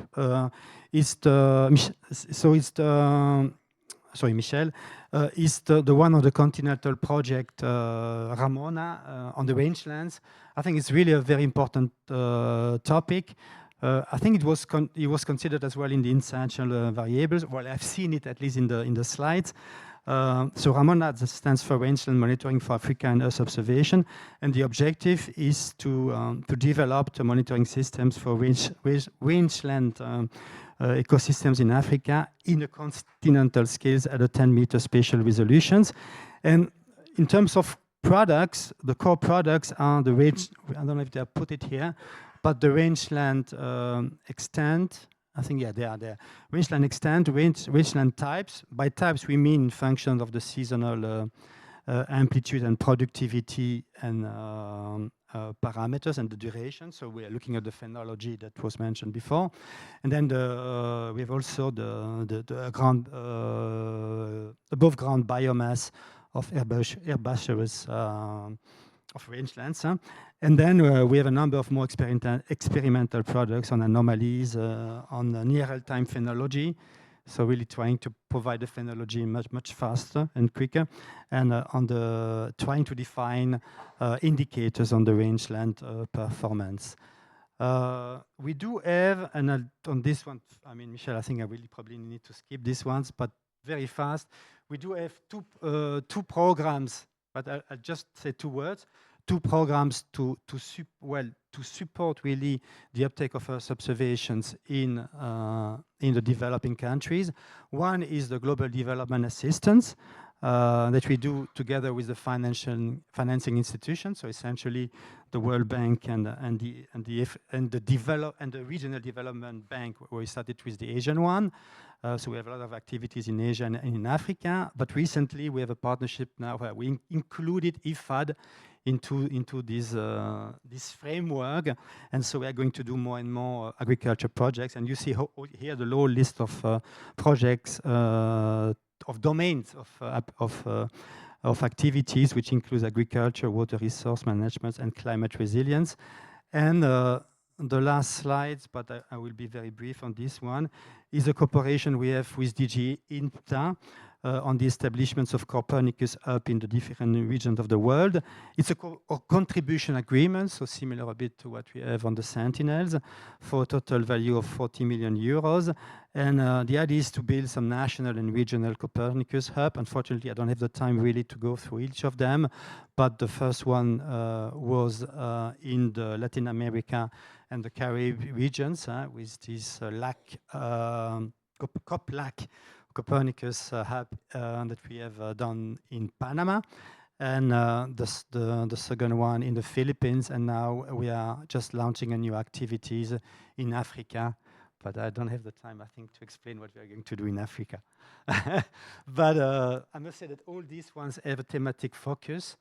Agriculture is not really there at the start, except for Africa, but we will gradually move into also agriculture in the other regions as well. And with this, I thank you for your attention.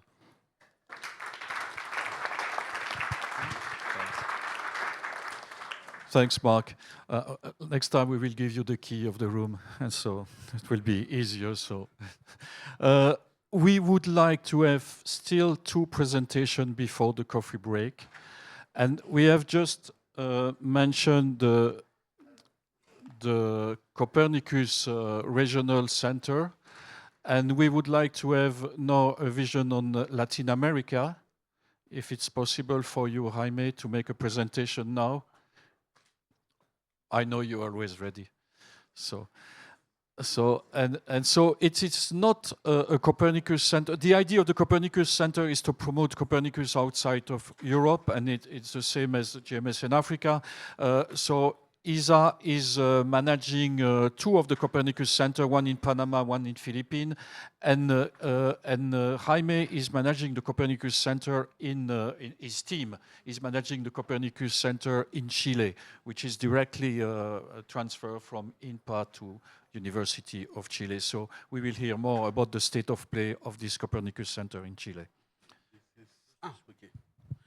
Thanks a lot. Well, firstly, thanks to Michel, Andreas, and all the team, and Sarah, which organized this event. This is the second time here, and it's the second time that we can present what we are doing in the world at the end of the world, how saying a writer. We come from Chile. And I'm going to talk a few, which is this Copernicus Regional Center. It's a cousin of the Copernicus Center in Panama. We have some common missions, we have some different missions. But what is the idea? The idea is in 2093, the European Commission started with this center. They decided to create 2 centers, one in Panama, one in Chile. The main mission is to promote the use of Copernicus, generate services, focus it in Latin America and Caribbean. Okay, that the main idea is how we can find the needs of the region in order to promote new services, to looking for how Copernicus can help to these things. This, in particular, our center is funded by DG INPA and also by the University of Chile, where the center is placed. we are placed in a center called Center for Mathematical Modeling, which is we have a strong relation with France in particular because we are part of CNRS. We are the first unit of CNRS outside of France. Okay. Well, what is our mission? Our mission are, we can separate in two parts. The big one is related to infrastructure.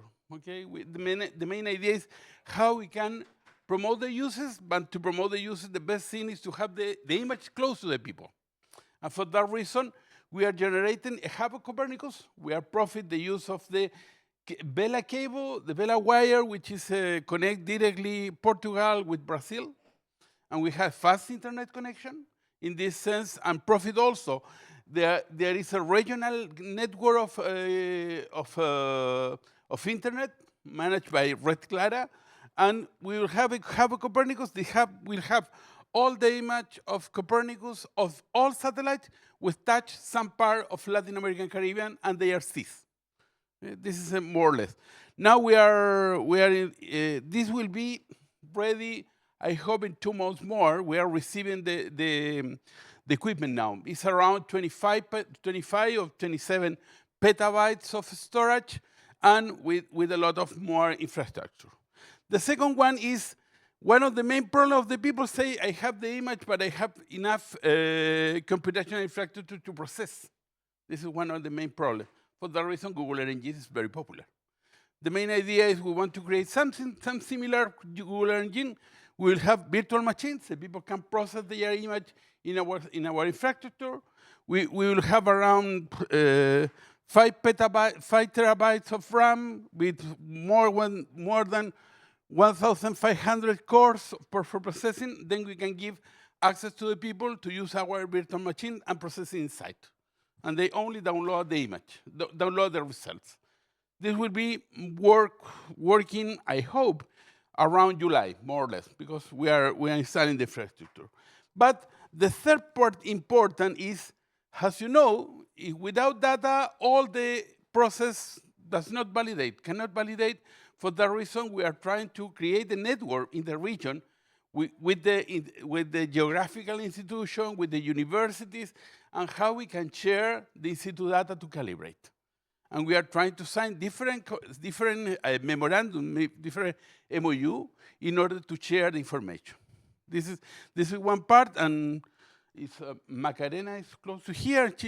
Macarena is there, and she is trying to have the agreements. In this way, we are connecting with several institutions. In particular, there is an institution which belongs to United Nations called GIM, which manage the geospatial information. And we are working with them in order to create this kind of library we don't want to have all the information, but we want to go to create where the people can go. This is more or less the idea. Have a library of links where you can download image of different kinds. Okay, but on the other hand, we are another mission. The first one is to create a land use and land cover map of the region. Okay, there are a lot of land use and land cover maps, but the main idea is how we can, in some sense, homologate the different land maps that the people are using in the region in order to have a more common land map and land use of the region. But more than that, the main idea is we have this is in level 1, but the idea to advance to level 2 or level 3 in order to know what are the crops, for instance, that the people need. In Costa Rica, the people say, I need pineapple, because pineapple is the principal product from them. And for that reason, if you create one layer which say pineapple for this is amazing, but we want to go to this site, okay? And we produced last year one, but this year we are working to create a second map for 2024. But we are working. The main idea is to cover from 2015 to go. Okay. I'm going to enter to the technical things because Francisca and Camila, they are working in this kind of things, and they had a post and explained during this day what are the things in which we are working. Okay, but For level ones, we take FAO classification because it's more or less the most important for ECLAC, for economic commissioners in Latin America and Caribbean. Okay, I'm going to pass to this one. And we are talking with the people now how we can advance now to a level 2 and then to a level 3. And the main idea is to talk with different partners in the region in order to decide which are the next level. This is an important part of our center. The other work is to create an urban atlas. The urban atlas is a very nice tool, but does not exist for Latin America. And for that reason, we are working to create an urban atlas. Francisca is working on that with part of the team.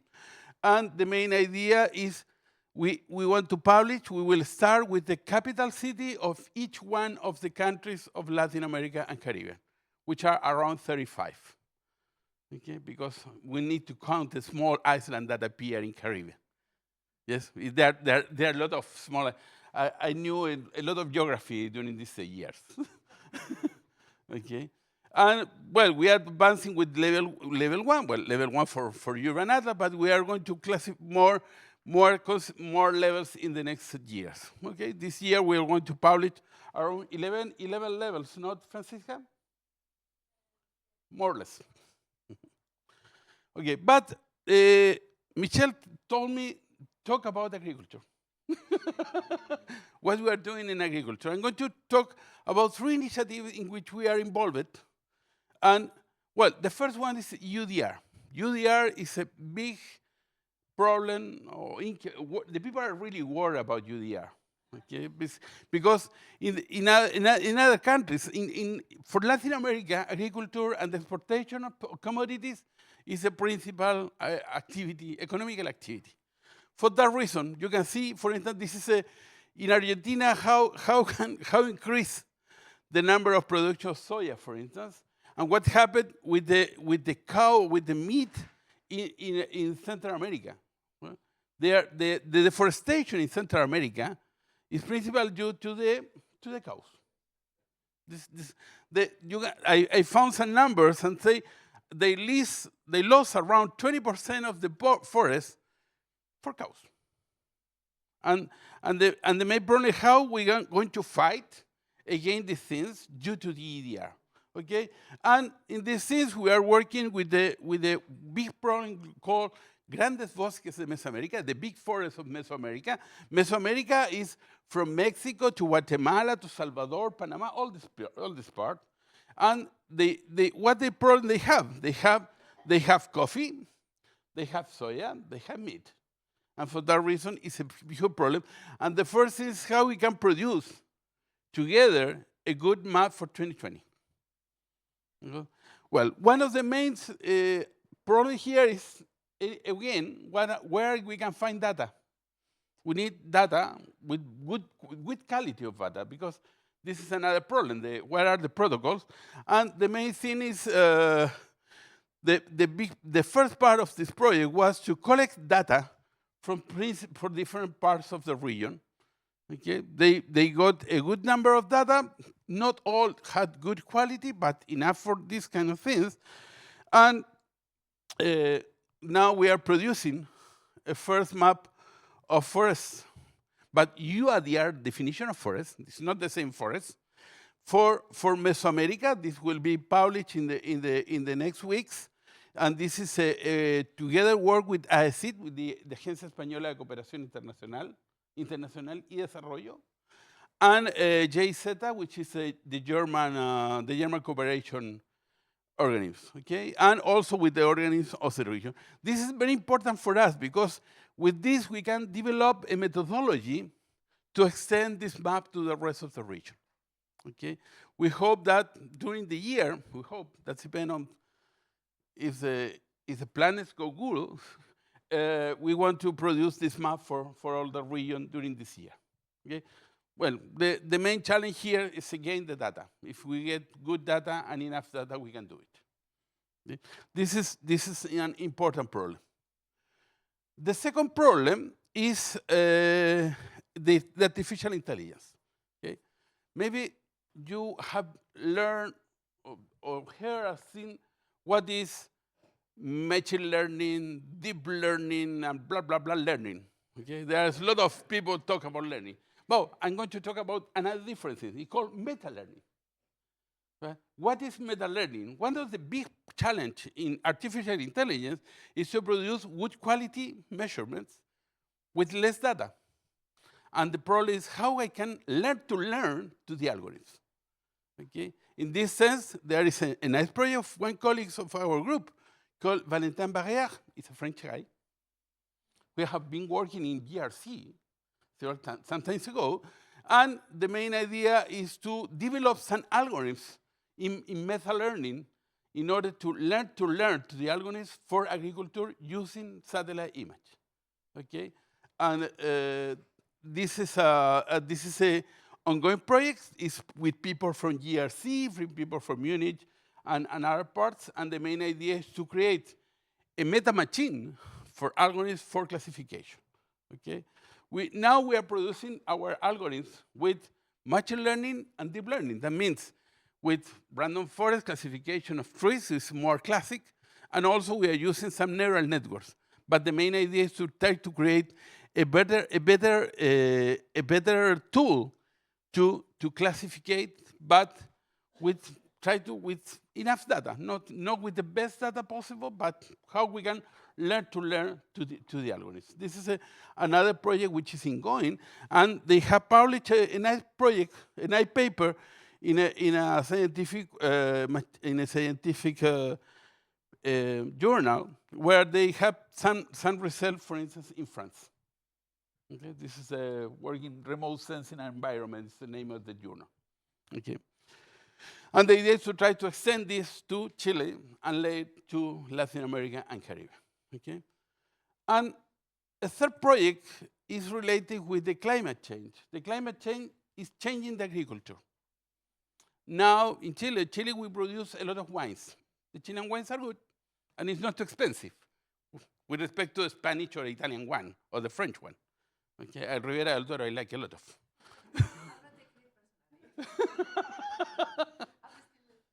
Yes, yes, but the problem is the vineyards in Chile, they are normally in the central part of Chile, but due to climate change, they're going to go to the south because the climate change.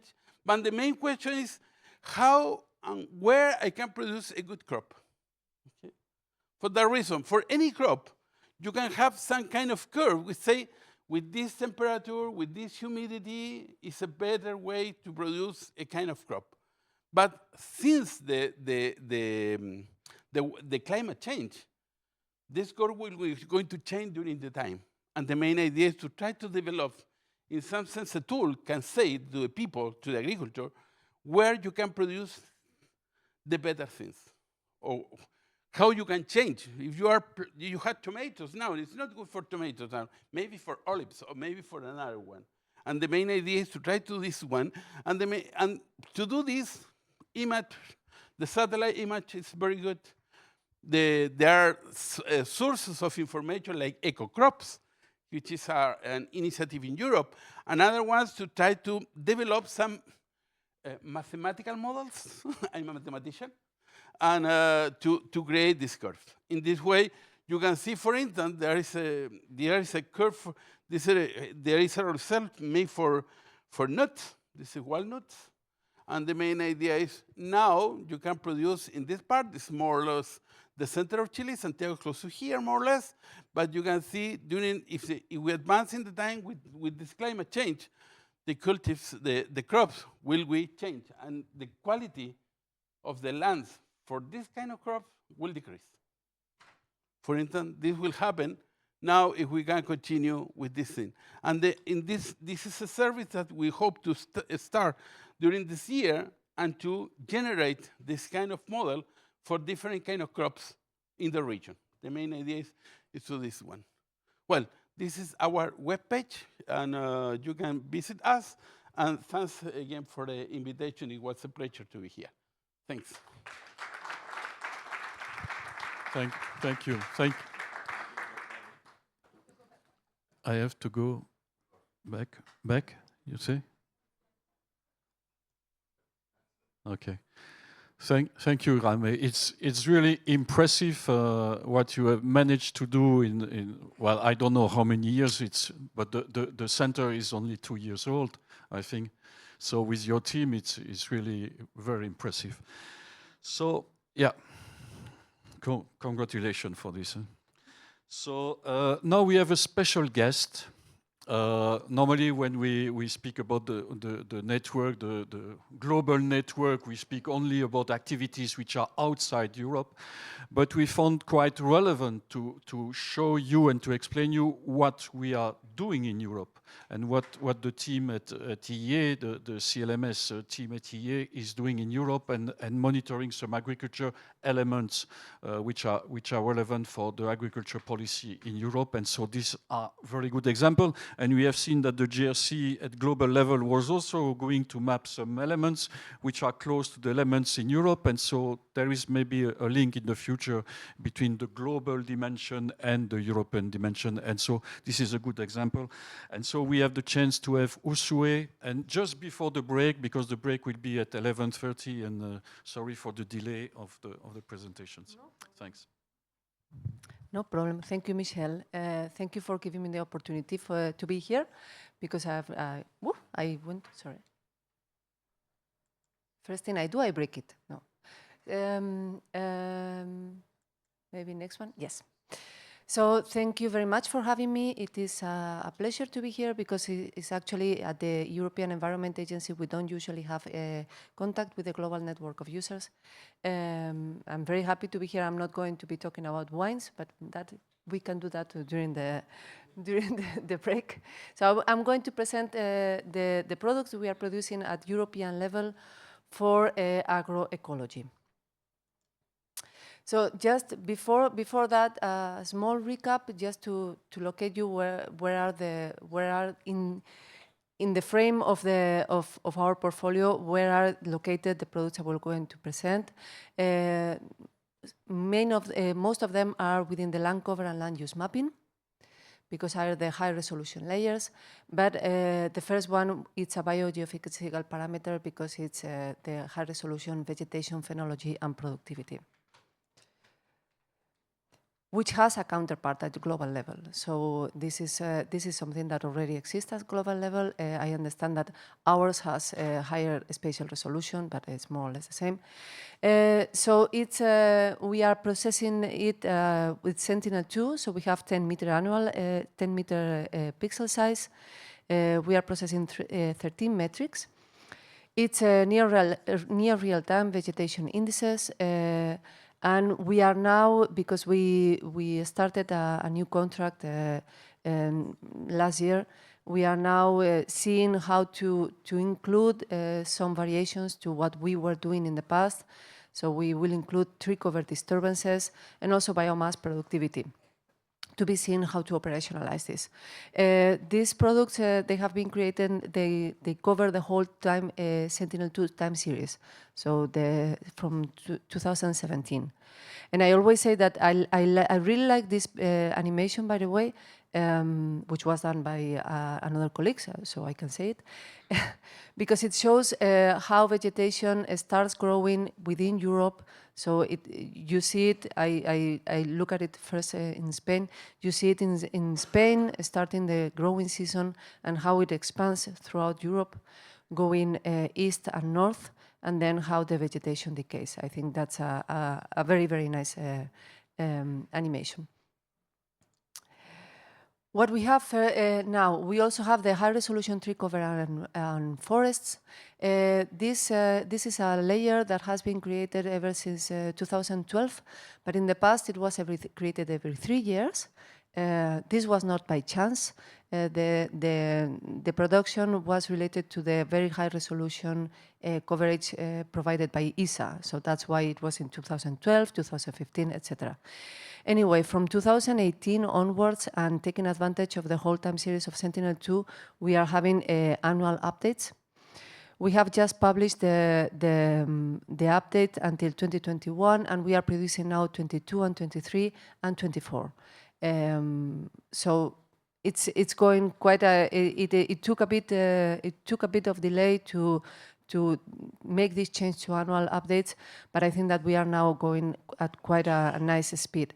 So we have tree cover density and dominant leaf type. Tree cover density from 0 to 100%, so the tree cover that is within each of the pixels at 10 meters. And then this first separation on coniferous and broadleaf. As most of our, as all of our products, we ensure more than 90% of overall accuracy. We do have, this is, however, not a forest layer. We do have one forest layer, which is forest type, and this one is still created every 3 years. And there's a difference because tree cover does not equal to forest, which is a land use. And this forest type will still be every 3 years because it is dependent on other products of the CLMS portfolio that are still updated every 3 years. And that's the main reason. By the way, on tree cover, we are now working on the call for tenders for the next updates, and we are working towards making or assessing the feasibility to start mapping tree species. We don't know how far we can go that way, but to be seen. Another high-resolution layer is the high-resolution layer grasslands.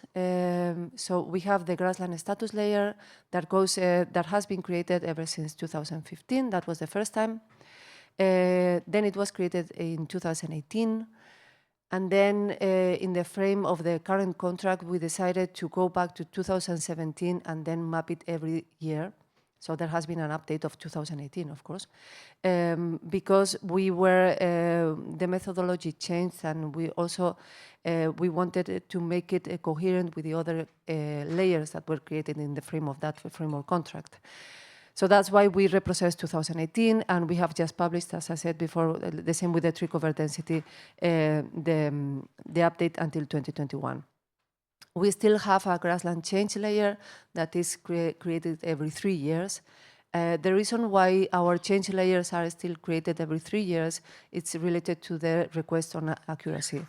Because if we don't have a change ratio every year that is very significant, then you risk mapping as change things that are not changed. So that we decided to play safe and not publish something that might not have the required accuracy. As major changes in this new release of the grassland, we are publishing herbaceous data. So it is a previous step to the grassland, to a calculation of grassland. And we are also mapping grassland mowing events and dates within a year. So that's the intra-variability in a year. This is an example of the grassland.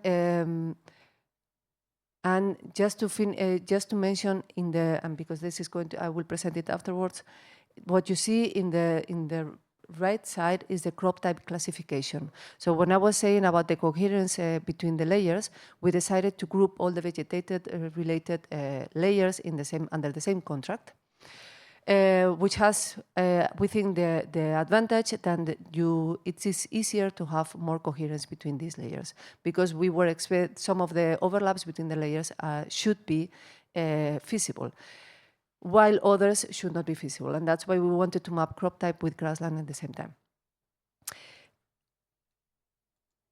And here you see the status, and then the mowing events. We calculate the events and the event dates per each of the...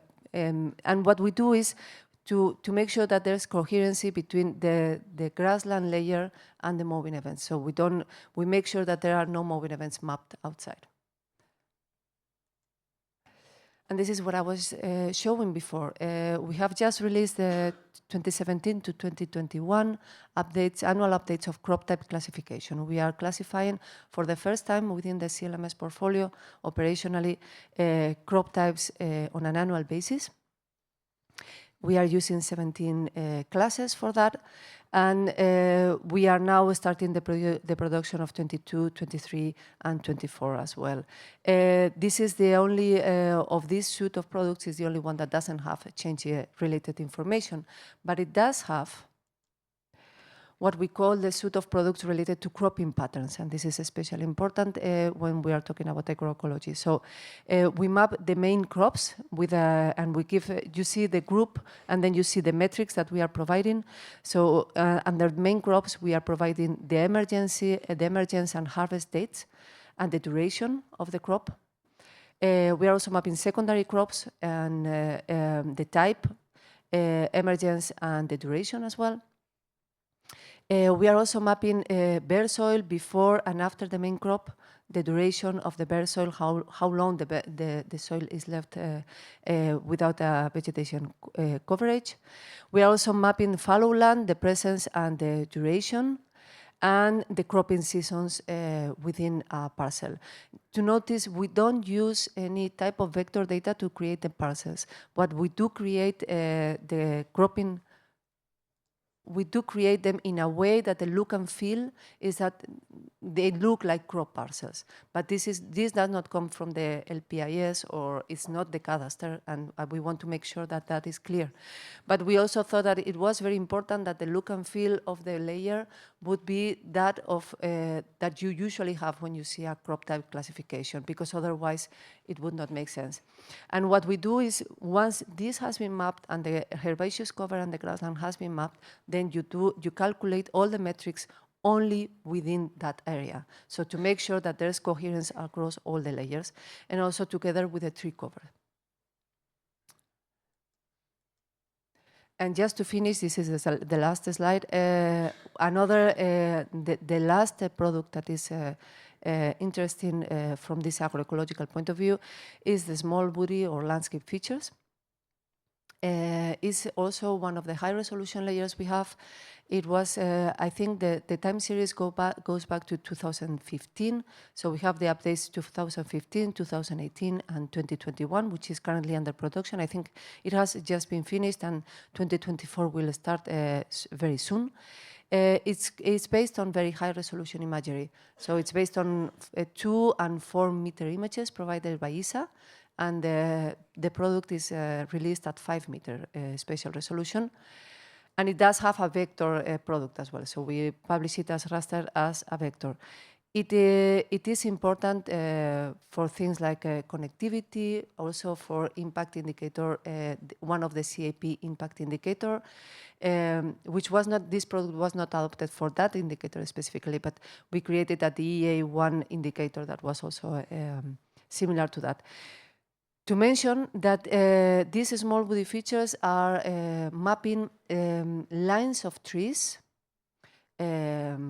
If you see this example, or if you have in mind the typical, I always put the same example, no?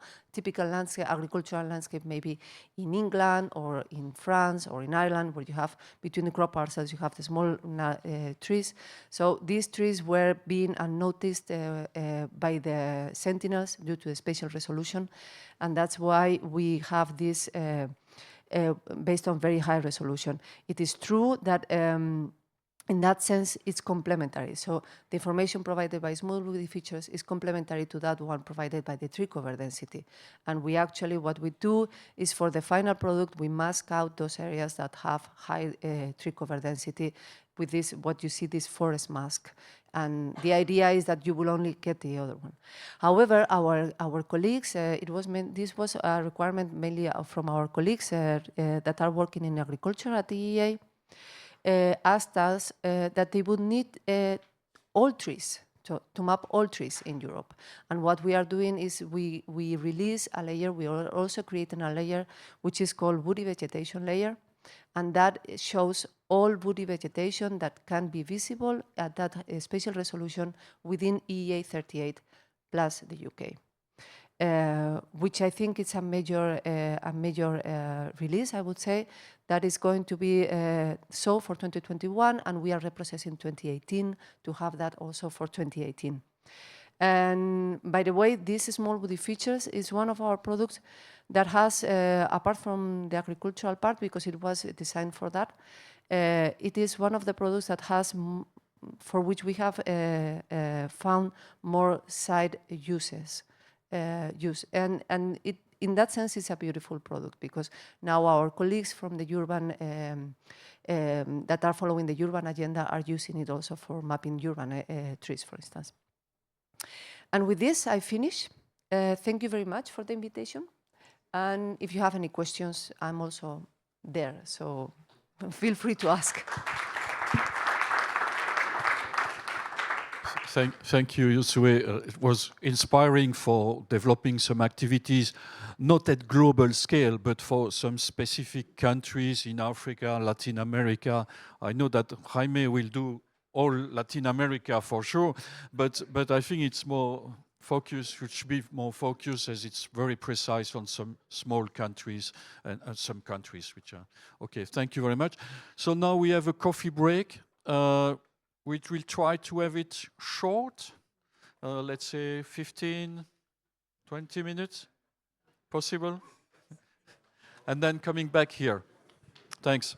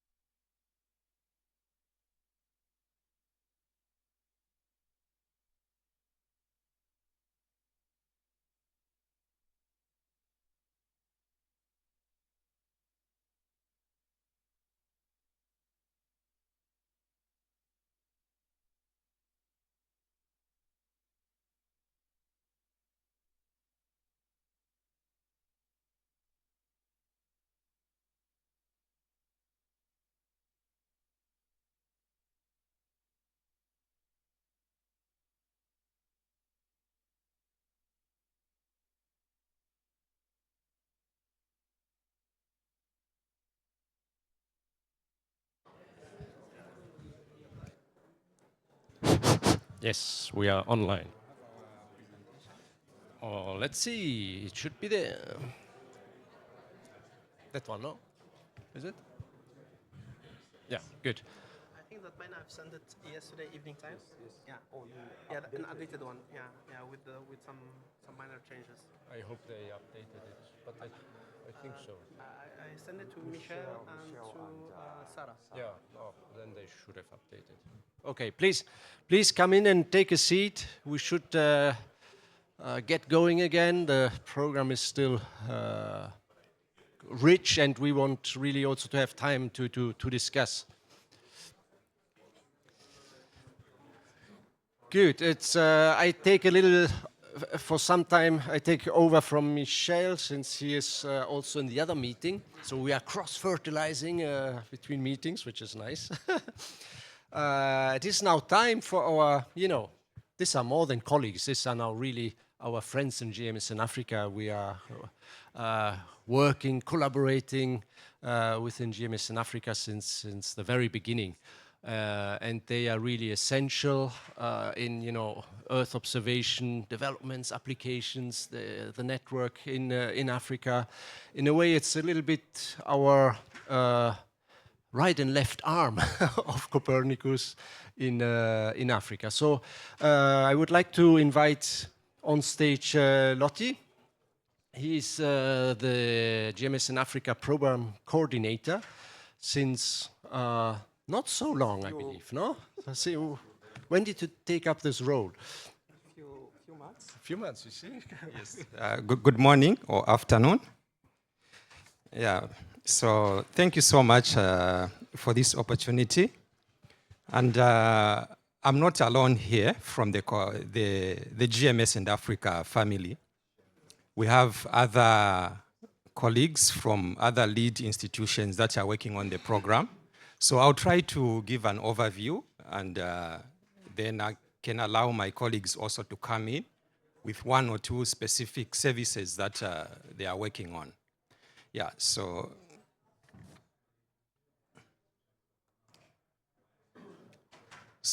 basically, GMS and Africa brings to us the aspect of the strong cooperation that exists between Africa and Europe.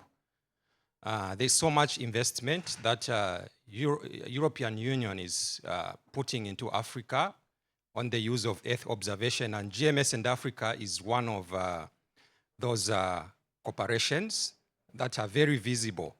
So I'll quickly just try to go through some policy context, then I can look at a few examples of the services that we are working on and some of the key successes that has happened since the beginning of the first phase of GMS until to date where we are.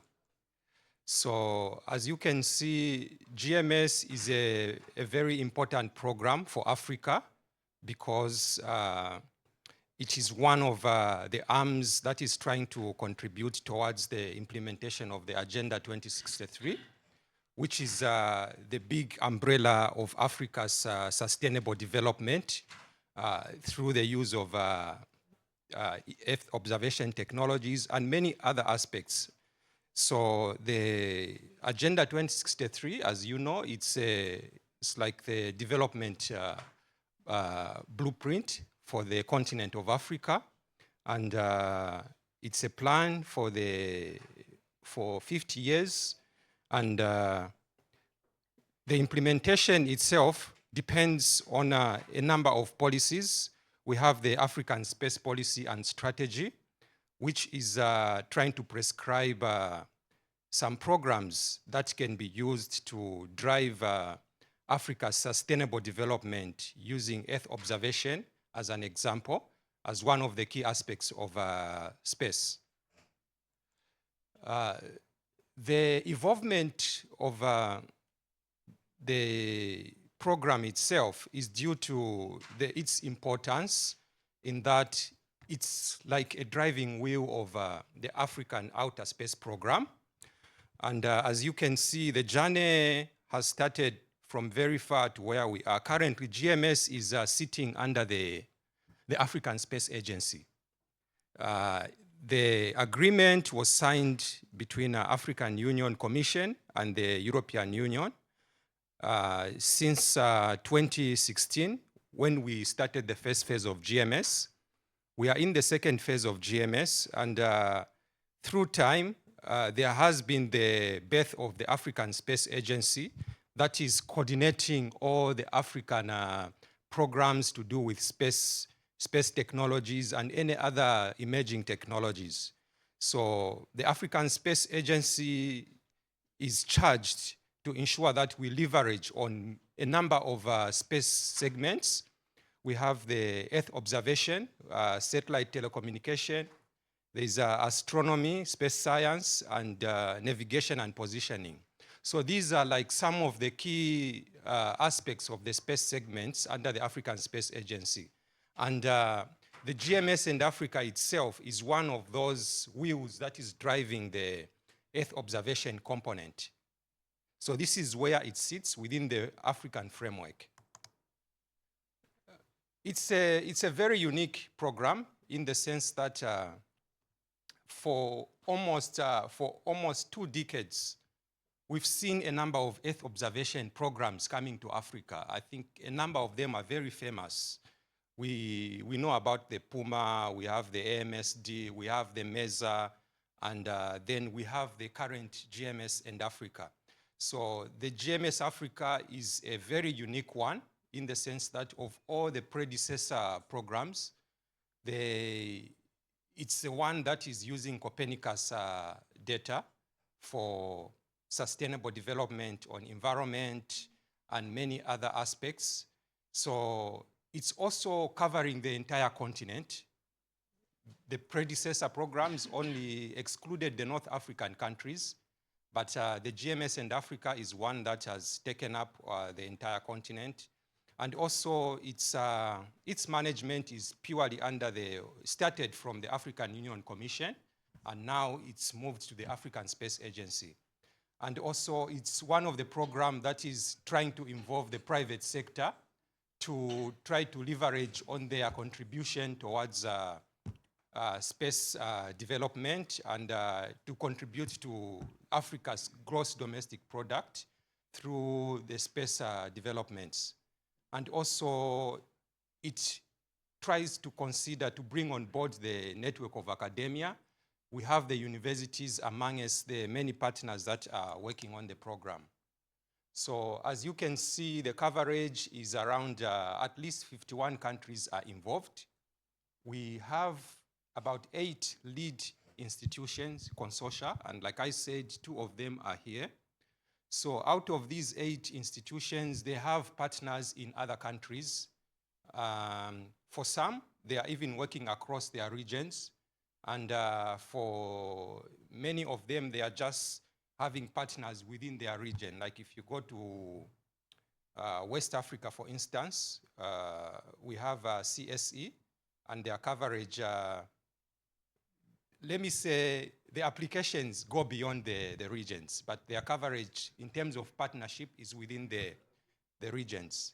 So the program itself, like I said, is trying to address critical challenges that exist in Africa through the exploitation of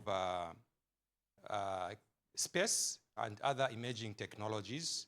So we are trying to respond to the major challenges like flooding. We are responding to issues of oil pollution. We are trying to respond to challenges that are faced by fisheries, and so on and so forth. The GMS as a whole is made up of 4 main pillars.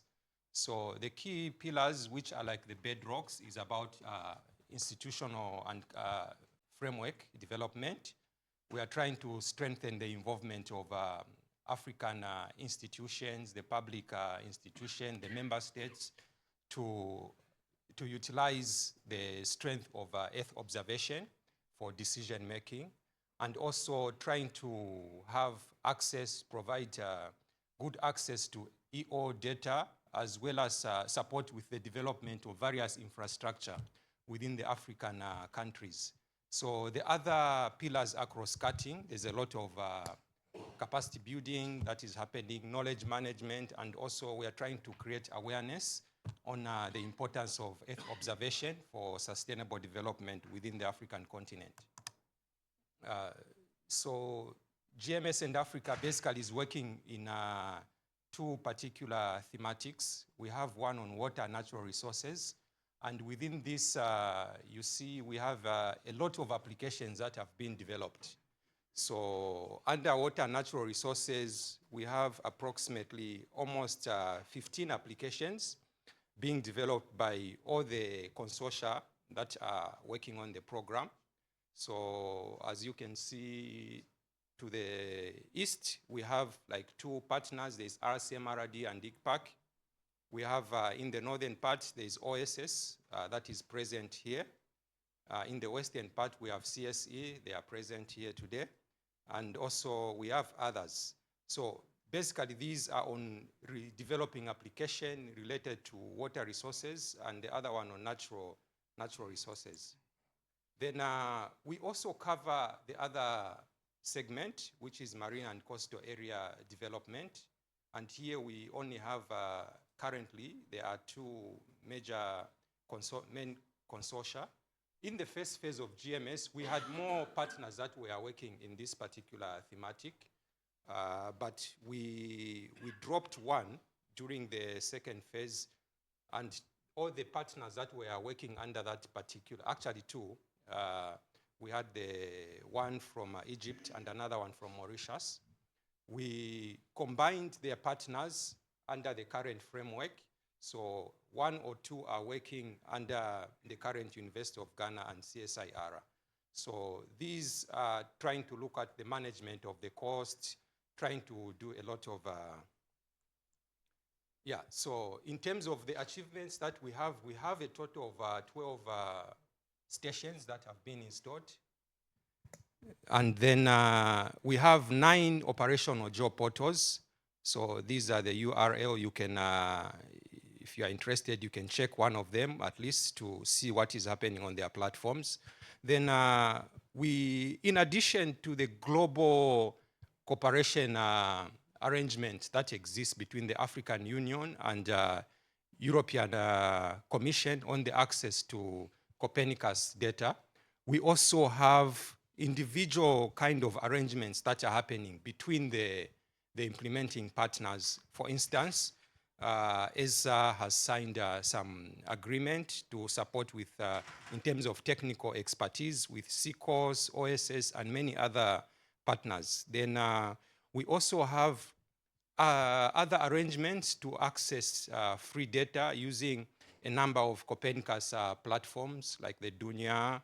We have Open Access Hub. We have the e-stations, and JRC has been very instrumental in terms of the access to data using the e-stations.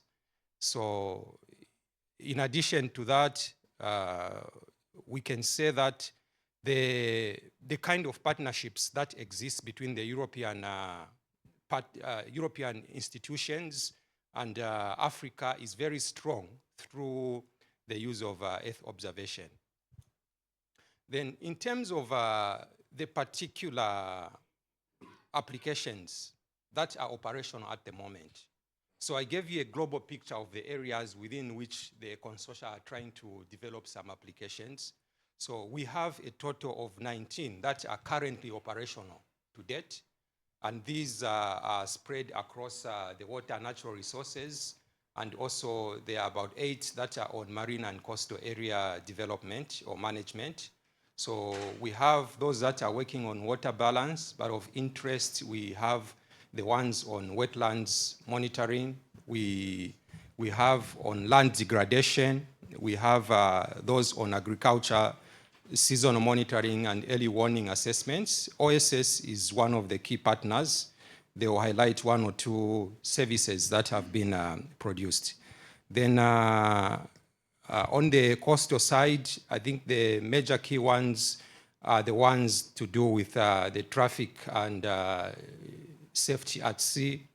We have the one on fisheries. The Abalobi is one of the applications developed by CSIR, and they are trying to support farmers in terms of to increase their the output, like to give them the zones where they can do the fishing.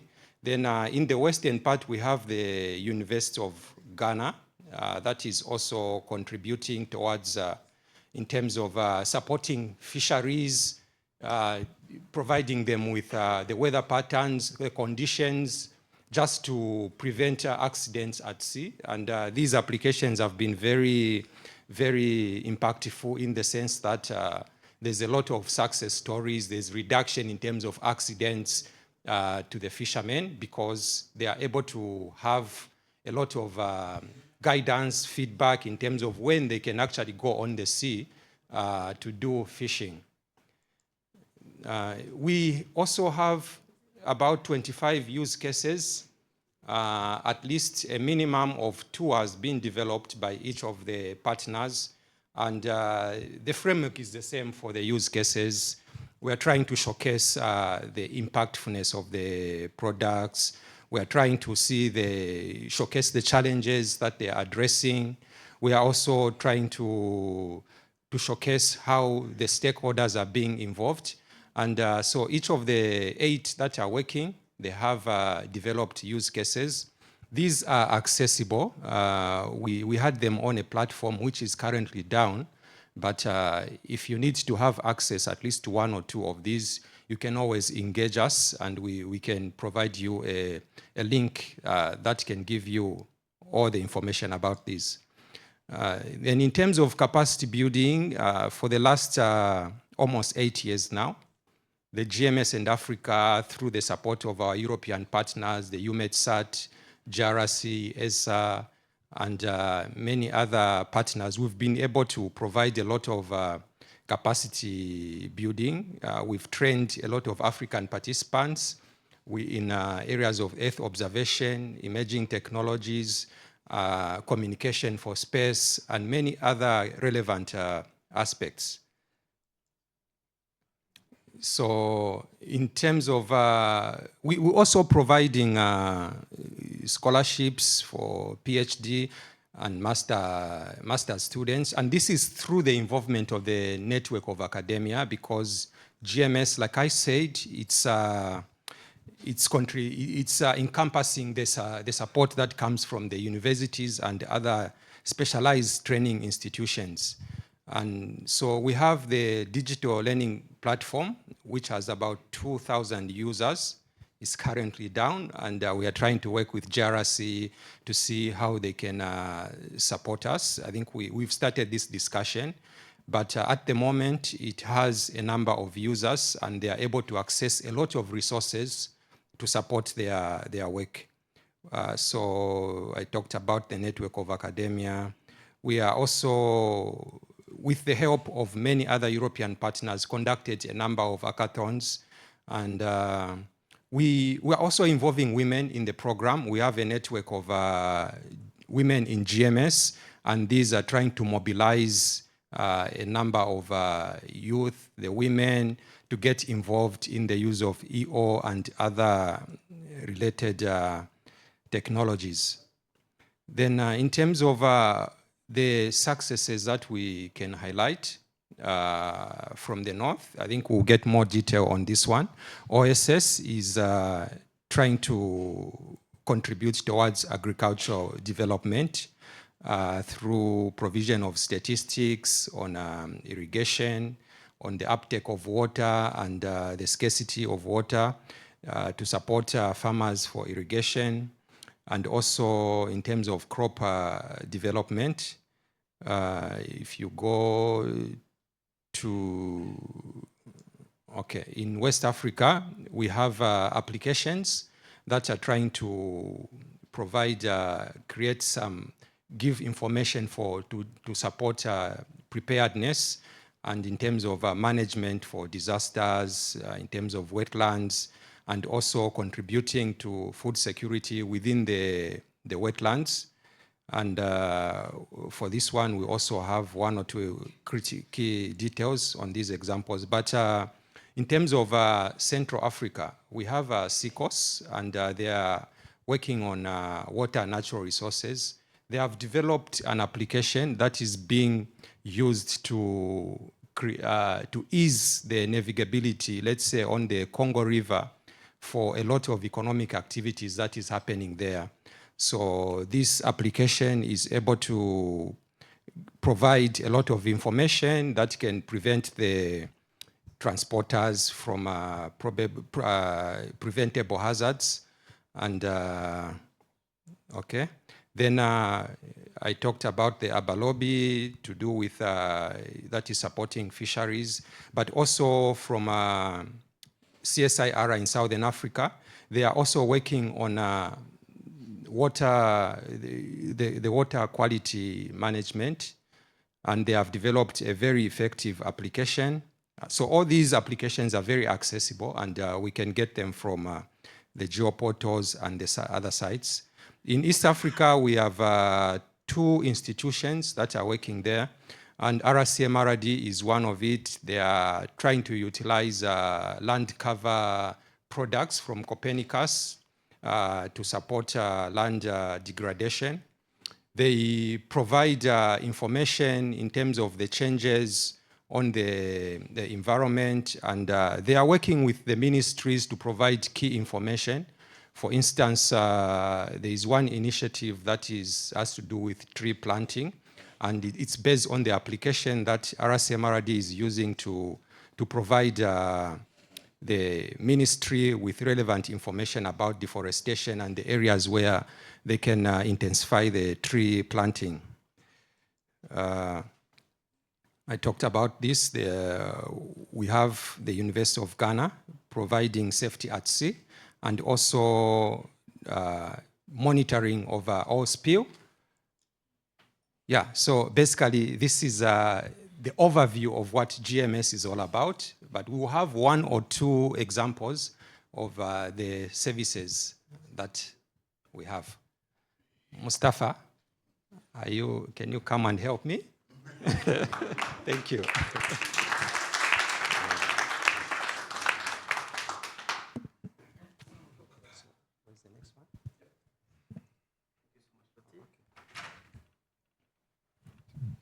you. Thank you, Lottie, for this really very comprehensive overview. Now, Mustafa, over to you to some good applications and examples for, I guess, your region. We will see. Thank you. Thank you so much. I will go back to Sven, the best practices and the good practices, good applications or applications. I hope that they are good. So I will try to summarize what we have done under GMS in Africa for turning Copernicus pixels to parcel-level agricultural intelligence. I will focus mainly on agricultural intelligence. So my name is Mustafa Mimouni. I'm the director of the Department Technology, Information and Remote Sensing at OSS level. So for those who don't know OSS, we are an international organization with an African vocation. We have 28 African members and 7 non-African member countries. And we are collaborating with 12 entities, representatives of West, East, and North Africa, as well as several UN agencies, FAO and UNCCD namely, and other non-governmental organizations. So the idea is that we have a strategy 2021-2030. So based on a scientific and technical program split between 4 pillars: water, land, biodiversity, and climate. And behind those pillars, we have also some cross-cutting programs like the Watch and Perspective, communication, information, and capacity building. So for our, let's say, the action zone, we are working on beyond our country members. So this first map will highlight the countries where we have activities.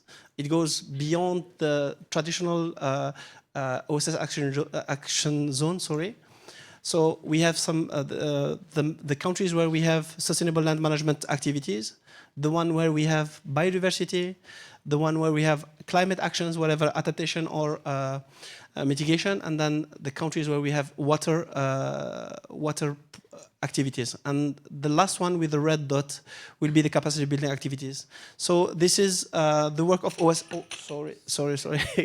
This is the work of OSS for the last, let's say, 25 years. First, in the beginning of GMS in Africa, as Loti has stated, it was our first time that we joined the Puma, AMSD, and MESA. So we started by producing the first base layer, which is the land cover maps, because we don't have an updated one. So we have used the Sentinel-2 satellite imagery to produce six national maps at 10 meters, which has been shared with the country members and then the partners. And then we have the regional one, which is used as the first base layer. Then we are mainly focusing also on capacity building and network of experts. So whatever we are doing, you can find more details on our dissemination platform. And in 2022, we have, supported by the African Union Commission, we have organized the Continental Land Degradation Workshop, where we gathered all the key players, FAO, UNCCD, as well as the national and regional organizations working on land degradation monitoring in Africa. So we have discussed on the way to work together in terms of refining indicators and getting a unique platform as an entry point. As one of the outputs of the platforms, Professor Mbo has proposed, why not developing a joint implementation network, which is network of African experts who are working on land degradation. So people, they know the context, the specific context, they can scale or update or refine the indicators up to the national level. Then we have also the e-learning platform that has been developed by our partner, Krastelef in Morocco. Among the platforms, we have the MISPAR platform, which is mainly used for agriculture and water abstractions for irrigation monitoring. We have the Get Crop, which is the adaptation of ASAP for the North African region, since we want to push people to use this early warning, but also to stimulate their behavior in terms of producing or, let's say, getting some feedbacks on the indicators, and why not proposing new indicators. And then we have the MISLAND platform, which is for land degradation monitoring. In the first phase, we started at the North African context, but then with the support of the African Union Commission as well as the consortia, we are pushing it towards a continental coverage. So this is, in 2019, we were struggling to get this kind of information at the national level, but also at the regional level using the Sentinel-2 time series data, because a huge amount of processing. We were struggling with the cloud infrastructure. The DIS was in the beginning, but nowadays with the CDSE and with the new technologies, it's becoming almost obsolete. So we are redefining the new ways to develop such platforms for facilitating this access, and maybe we need some support from Copernicus, from CDSE, so that we can leverage this new platform, but using new ways to do it. So this is an overview of the seasonal agriculture monitoring, where either the farmer or at the natural resource manager or at the district level, he can monitor the crop growth over the parcel or the region, and he can monitor its biophysical indicators. Then also we have worked on the crop monitoring using Sentinel time series. The idea is that there's a lot of information coming from time series Sentinel-2, but there's a huge amount of information coming from the ground. So the agricultural knowledge, the agricultural practices, there's a lot of information that we try to capitalize into our learning platforms so that we refine the indicators. And unlike what we was expecting, is that the crop calendar is still known. We've faced on the field that the sowing date, for example, may change from mid-December to mid-February. For 2 months, changes in variation in the wheat parcels, we can expect different behaviors. And then we have the rain-fed or irrigated parcels. We have very heterogeneity of crops. So we try to use the knowledge of the vulgarization agencies in order to ensure that we have greater accuracy. Then we have also, we are using the Copernicus for land degradation monitoring. We are developing a mobile app for land degradation monitoring. It will be released in the next upcoming weeks. we are also working on the SDG 15.3.1, where the GRC land productivity indicator was among the main input for that. And we are also thinking about the surface phonology, because as you know, for the land cover mapping, we need to know where is the maximum vegetation, to know what is the best, let's say, data set to reflect the rainy season and the dry season, as well as to take into consideration that the seasons may change from north to south, from east to west. And also how to think about Copernicus data as a major input for the next UNCCD reporting periods, because as Andreas has presented in the last COP, the MODIS data will maybe be decommissioned by the end of the year. So we need to think, not we need, but maybe with the help of Copernicus, it may be relevant to think since now to make the usage of Copernicus as forced, because nowadays people think about the land productivity by merging the MODIS and Landsat data, but still the MODIS will disappear. So we need to think about the new data for the next reporting period. And by the way, the new reporting period will start in July or September, something like that, but it will remain for 1.5 years, up to February 2027, sorry. Then, yes, it's good to think about satellite imagery as data, as product, as information, but the thing is that we are still targeting a few audiences.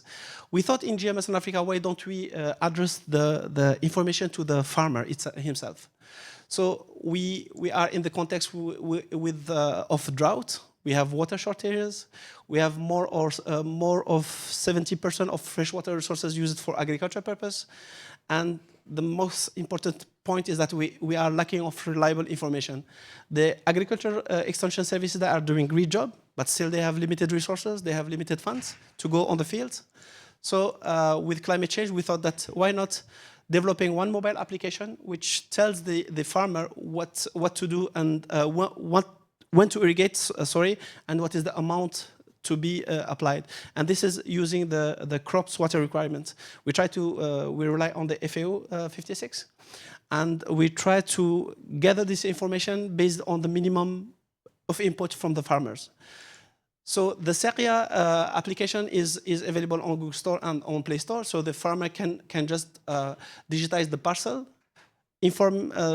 provide only two informations, which is the crop type, wheat, tomato, whatever, and the installation date. It means when he has set up his crop. And then the mobile app will use the forecasting, the rainfall, and the agrometeorological variables, but also it uses the Sentinel-2 fraction of vegetation cover to refine the irrigation crops water requirements. And it is producing the information in Arabic, in French, and in English. So also we are talking about AI. We said that in GMS in Africa, the African Union Commission is pushing the consortia towards new applications, new ways of innovation. So we thought, why not we develop a chatbot for crop disease? It means the farmer, he will just send the photo, and the model and the chat bot will provide him some information on the disease itself and what to do and when to do it. And also it will use the Earth observation for modeling the pest and disease growth. And this call for tender has been launched for startups. Unfortunately, we couldn't have valid application, so we expand the spectrum to the private African sector. So maybe mainly for pest, weed, and disease management. We have also, you have presented the ERA application, and we are working with ENGC because they provide the technical itinerary. So the idea is that this technical itinerary, we will try to put it in AI that will be used. And this is the National Information System.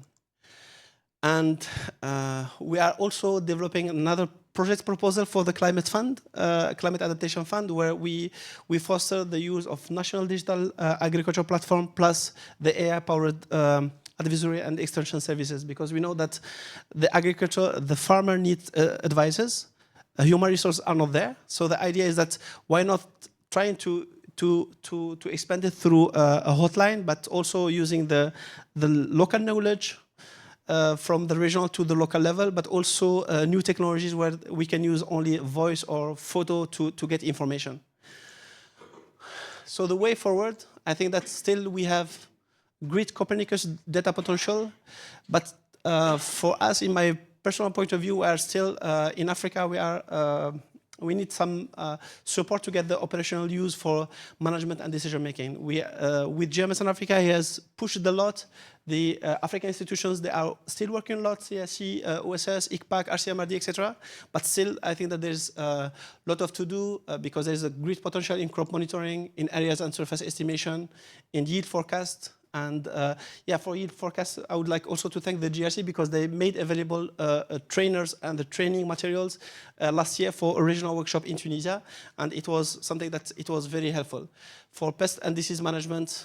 So the idea is that what we hope is that we develop some scalable, reproducible systems hosting end-to-end agricultural monitoring workflow, but using the local context, the local specificities. We work also towards National Digital Agriculture Platform. I think that for Sen2Agri, they did a great job, but still it was at the European level. And for some countries, the idea is that we can get inspired from that to work on local and national digital agriculture platforms, but also towards empowering farmers, policymakers, and agribusiness to cultivate more resilient and reproductive food systems. Thank you so much for that. And I think that this is from the technical part. I will let someone from a wiser and more experienced behavior to discuss about the next steps. Thank you, Mustafa. Wonderful, really insights and you know on the detailed and fantastic work you're already doing. So really great work. Sheikh, over to you. Another perspective now, please. Merci beaucoup. Thank you so much. I'm so pleased to be here. I try to be short. My colleagues from Africa has given me the slot of saying about the foresights and the prospects, because I'm not so technically equipped like them to talk about the services. My coordinator in the center is doing that, and Mustafa and Loti, etc. So my talk would be, when Michel Massar approached me about this talk, to see how much we can do a little bit more from the Copernicus collaboration. The data coming from our station are serving for the services that we are delivering, but servicing for many other things that probably are not reported. And I would recommend the Copernicus Initiative to send a small survey to see what else do we do with Copernicus data, and you will be amazed the type of deep transformation that this has created. Just one example on the spot before I go to my presentation. Last rainy season, we had serious flooding in Senegal River, in the Gambia River, and the Casamance River. And if you know those rivers, a great deal of food security would be happening in those places. We was basically with the Minister of Security to deal with the extent of flood, the type of village which are affected, the number of hectares of agriculture affected, and how to do with emergency plan. And with our team, we managed to release a 3 days, 10 days map of flooding in Senegal, which was extremely useful to save lives and to save the agricultural system in the country. So my presentation will be showing what the foresight, the way forward, what else we have to do in order to improve the next generation of application. I understand from the Earth observation for Africa with the African Union Space Agency that many prospects are on the table, and we want to anticipate some of them. So my name is Cheikh Mbo. I'm the Director General of Centre de Suivi Écologique, one of the partners in this consortium. And I want to bring, just in this foresight, a backward looking where we come from in terms of agriculture and food security. Africa was like the first circle, and Africa is now like the last circle. In the first circle, we all know that the continent is known for multifunctional practices in terms of agriculture, all diversity. The maturity processes, the combination of cereal production. Africa was self-sufficient before colonial time. It becomes self-insufficient, so food insufficient after colonial time because of some practice of agriculture which was not contextually adapted to the continent, the monocropping. The multifunctionality of agriculture has been taken away to bring processes that have accelerated the land degradation, while at the same time the demand of food, the supply system was weak, the population was growing in our continent. This is just a slide showing where we come from. In the second slide, which is quite astonishing, while we're the only continent with 2 summers a year, because we have the equator cutting Africa in the middle. When we have summer in South Africa, we have winter in the north, etc. So we're the only continent which has 2 seasonal production, basically, as compared to the other continent. The same continent is importing more food than it exports more food. So the challenge is, how can we bring Earth observation to contribute to transforming Africa into a net exporter of food? But before you talk to exportation of food, you have to create conditions within which people can have enough food to eat in the continent. And that's the bottom line. There's nothing we can do which is meaningful in terms of impact if we don't resolve that equation. It's business-driven.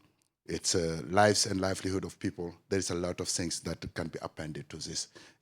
And we did this study, and just a digression here, because the Kampala Declaration, which is a new food security framework, CSE had to lead the resilience. Is there any water? Excuse me. CSE had to lead the resilience chapter, which becomes the decision number 5 into the Kampala Declaration about sustainable food production. It becomes a policy aspect on the new Kampala Declaration, which was not the case in the previous one. So how to turn around about this issue? Now, this is the harvested area and how much different crops contribute. It's one thing which comes to my mind in terms of prospect is the importance of livestock and ranchland.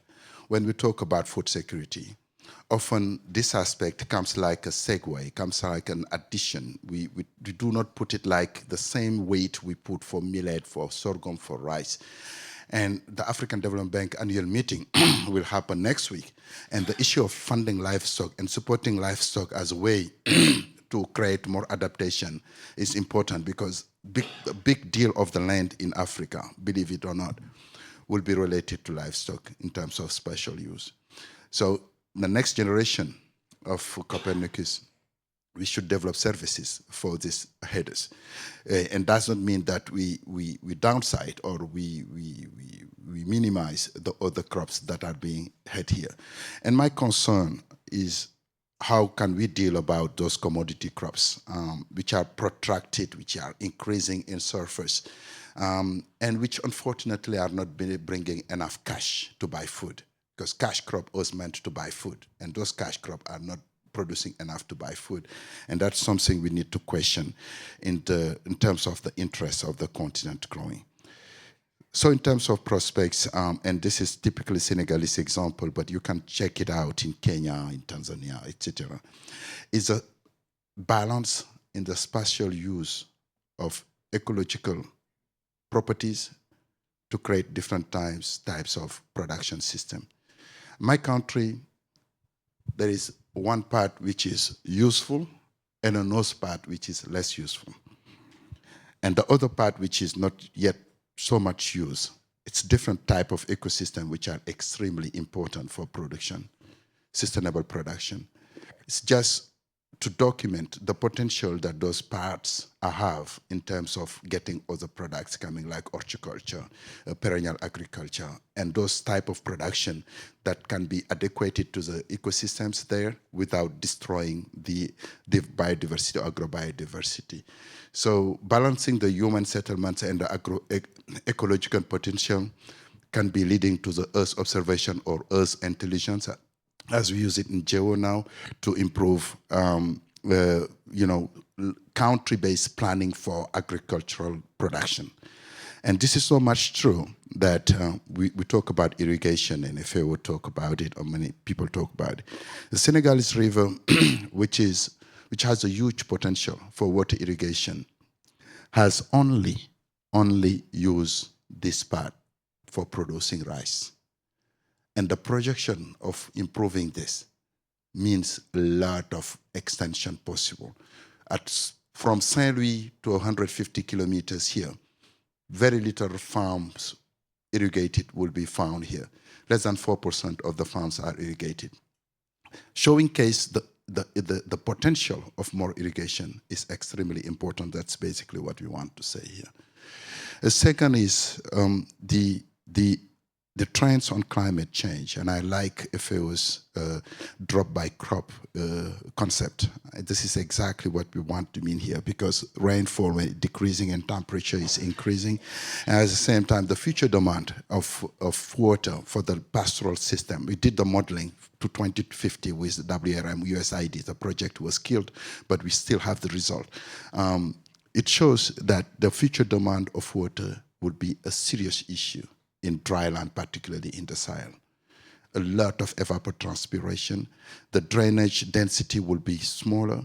The quantity of flow of water in each of those rivers will be smaller, and yet the demand of food will increase, and that's something we need to pay attention to. And I talk about flooding, and one of the services that Lottie mentioned is a flooding product, which we are doing.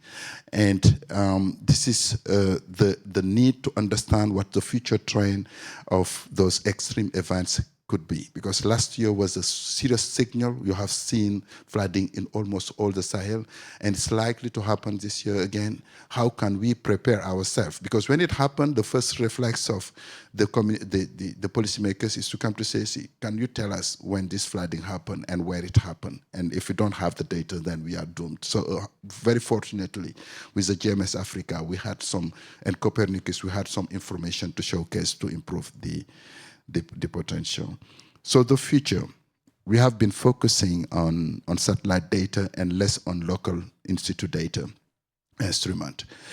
Many of the presentation I have seen since the first day was referring to validation of product or bottom-up approach from African countries without questioning the means and technicalities that those institutions have to respond to this ask, particularly the instrument. When you take one basin in Spain, this basin has, for only 8,500 kilometers, it has more than 1,000 stations. You take the whole Senegal River Basin, which is 300,000 square meters, we only have 80 rainfall stations. It's a little you can do with this density and the criticity of the data you collect with this dispersed station stuff. So thinking about sometimes working together to improve those. And this is an old paper which I published with my colleague from Copenhagen about the criticity of erosion, because we are very general in sometimes the way we characterize land dynamics. Oh, it's land degraded. What kind of degradation? What is lost? What aspect of degradation needs to be restored? And the criticity of land degradation is something extremely important to address, particularly in food security, and try to go quick. The second one, a lot of acronyms, a lot of concepts which I like, hotspots. It's important to talk about the cool spots, the places where good things happen. And with Adaptation Fund and Green Climate Fund, CSC is accredited. We are trying to scale up practices and livelihood that can improve people's welfare in the ground. It can be pastoral system, ways we manage forests, improving production system in fisheries, or native trees plantation in different places. So nowadays we have so many products. We have satellite product, we have drones, and this is our station in Dara, which many people know. But then the human footprint on degradation is extremely hard to detangle. Climate change is one thing, but how do we add the human footprint? And this is some degradation in the southern part of Senegal, the border of Gambia, and this is in Burkina Faso. You know, the little capital, natural capital we have in these forests are being depleted because of heavy human footprint, and we don't do a good job, I think, knowing exactly what aspect of human practice we need to change to make things much better. And one of the forward-looking aspects, before I conclude, is also how to really support the positive vibes coming from Africa. The Great Green Wall is there. We're talking about acceleration, but it does not seem to be a keyword in most of the things that we are saying. It's important. The African 100 million trees plantation after 100 is something important for Africans in terms of transforming the continent, ecosystem quality. But there is no specific programs on that. And I'm calling to the African Union colleagues that if we want to create an African-driven agenda to support the African policy, we should look at the African framework of action, which are those, and we have not doing that well. And these are some human footprint examples which use Copernicus, Landsat, etc. for Landsat in that site and Copernicus later for the Bata forest to move forward. Now, these are few teasers, provocations. It's not technical. It's just personal foresights which I want to share in order to trigger, deeper discussions on what we need to do differently to be a better Copernicus. Thank you so much for your attention.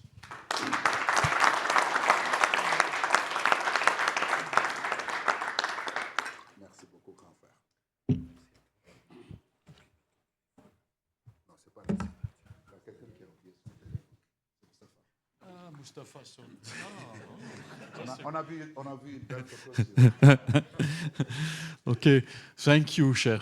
Very, very interesting, and a very good link to the next presentations, which are from the FARA and the regional. I want to be sure that it's from FARA, so I put it on the screen. So we have invited indeed FARA and the regional multi-actor network on agroecology to this workshop. To make them fully aware of the capacity of Earth observation and, of course, of Copernicus, and to explore how Copernicus products and services can be used in the future for agroecology. It's not directly that we have the product today, but we can work with FARA and GMS in Africa, and also all the existing network to help them to get into this Earth observation product and to respond to their needs. FARA and the RU Forum are in charge of the continental coordination of the regional project. So there will be a general overview of the project at continental level, and there will be followed also by short presentations by each regional multi-actor research network. And they will present their main activities and their expectation, I hope, regarding Earth observation. So, Kwaku, can we start with you? I want to be quite strict, because to respect the last presentation, which will come before the lunch, will be at 2. So we have to you have to stop at let's say 1:30 maximum, and so we can have time for the last presentation before the 2. Thanks. Yeah, thank you very much. Yes, so I will just go straight to the presentation. And before that, I would like to thank the organizers for inviting us to be part of this GA. We have really come to realize the power of Earth observation and how it can be used. Fortunately for us, our project is just a year, and so we still have the opportunity to see how we can take advantage of some of the tools and then the applications that we've been exposed to. So thank you so much. So as indicated, I'll quickly go through the overview of the Continental Project, and then I will invite my colleagues from the Western, Eastern, and then the Southern side to also tell us specifically what they are doing as far as the projects are concerned.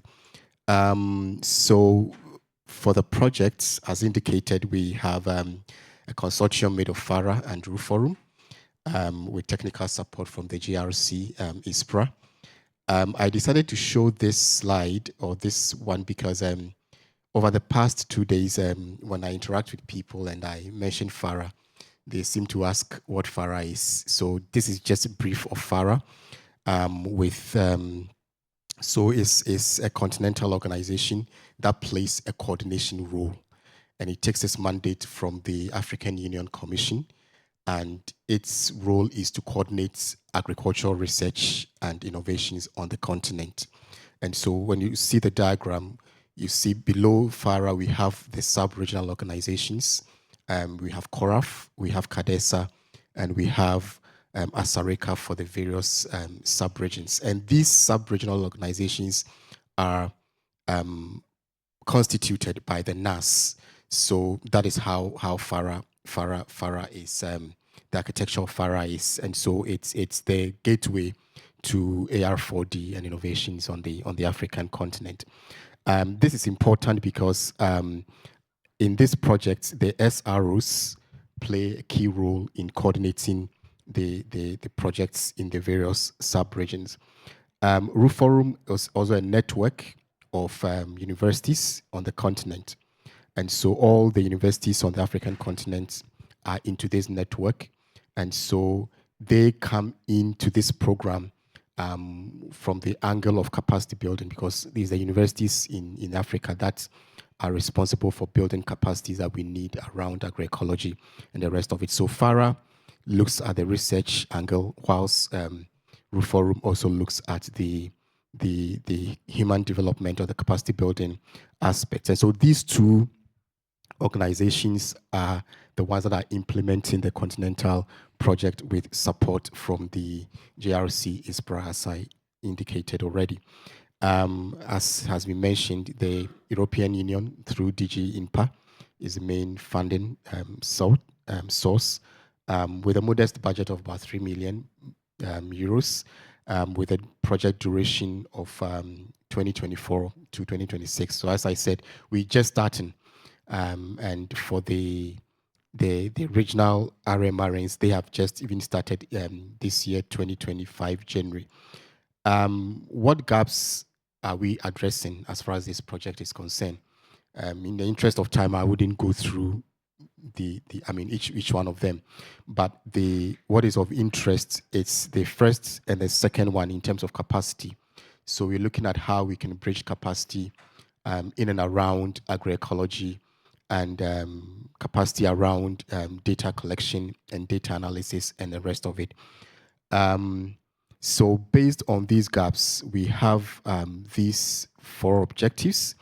And again, I wouldn't go through all because of time, but what is important is the 3rd objective that looks at supporting the use of digital technologies. And here we're mainly looking at earth observation tools and technologies to support agroecology practices. Over the past 2 days, we've seen the great work that has been done in Europe on land, with land and water. Of course, what we're seeing is that we haven't really done much as far as agroecology is concerned. And so we see this as an opportunity for us to leverage, to ensure that we enhance the application of these earth observation tools as far as agroecology and agriculture in general is concerned. So, of course, there's also an objective to enhance policy support for agroecology practices and also the application of technology. So what we do at the continental level is to strengthen capacity. Capacities in terms of institutions, the 3 institutions that are implementing the actual program on the ground. And it is through this that we needed to sponsor some of the 3 RMRNs to be part of this GA, so that they know what is going on and also learn some lessons as far as agroecology and this earth observation is concerned. Exchanges is also important, and I'm happy to note that from the presentations we've had so far, there's an opportunity for that kind of exchanges to take place between researchers, in Africa and Europe. And I'm also glad to note that there's strong collaboration between the guys from North Africa and Africa, and the work they are doing in collaboration with the European. And so we have this as one of the things that we do, and also support capacity building in terms of training, so that, as I said, we are able to apply some of the technologies in Earth observation as far as agroecology is concerned. And so I would want to end here and then invite my colleagues. First of all, I want to call on the colleague from West Africa to tell us what they are doing in their project. And as I said, they have just started. And so this creates an opportunity for us to know what they are doing and how we can come in to work with them. Yeah, thank you very much.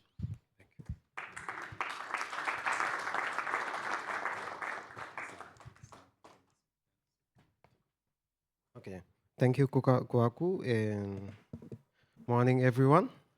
My name is Papa Baidifal, and I'm from Catholic Relief Services. It's an international NGO.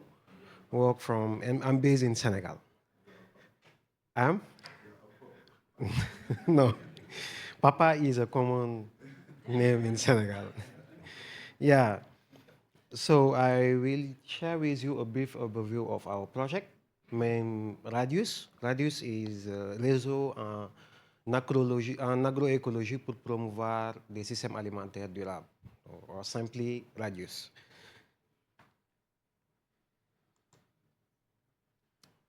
So as you can see, our project is on agroecology network to promote a sustainability of food system in West and Central Africa. So it's funded by the European Union, and it just started at the beginning of this year, from 25 to 28, and with a total budget of 5.28 million. So this project is actually led by CORAF, and we cover 5 countries in West and Central Africa, mainly Senegal, Benin, Cote d'Ivoire, Burkina Faso, and Cameroon. As you can see, we have a university, research institute and center, and 1 NGOs. So we work also with farmers organizations, private sector actors, and local NGOs and CSO. So this is a map, as you can see. So our project objective is to strengthen the resilience of small. Okay. Oh, sorry. So the project objective is to strengthen the resilience of the smallholder farmers confronting population growth, economic challenges, and climate change through agroecology. So we have 3 main pillars and 1 cross-cutting component. The first one is to promote and scale agroecological innovation and technology regionally in the West and Central Africa. And the second one is about capacity building of all stakeholders, including farmers, institutions, researchers. And the third one is to support the institutional framework within policy and legal framework that foster agroecological adoption. So, and the third one is to ensure strong regional coordination within West and Central Africa, collaboration and effective monitoring, evaluation, accountability, and knowledge management and learning. So I will give you also a brief of our key intervention. First one is to build and maintain national agroecology database, combining traditional knowledge and also scientific data. Developed also and improve a regional knowledge sharing platform with under CORAF with a user-friendly access. And the third one is about organizing training workshop for the platform use and data sharing, strengthen local capacity on agroecology, so practical training and demonstration plots, and also to support women and youth entrepreneurship via technical assistance and access to microfinance. And the third one is to support university, to update curricula and offer online courses to boost agroecology education. So the last slide is about the challenges we face. We note a rapid land use change, climate variability causing unpredictable impact on crops and soil. We have also not limited access to reliable, up-to-date spatial data for decision making. So what we are seeking from this conference is maybe to improve access to CLMS data, product and services, but tailored to West and Central African zone. And the third one is about training and capacity building and on geospatial tools for local stakeholders. Maybe we will have a discussion just after this conference within our consortium to talk about all the product here and also the support of GLC. And thank you all.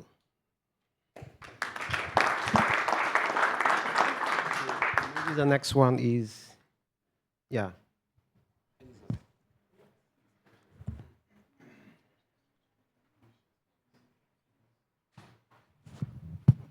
Good afternoon, colleagues.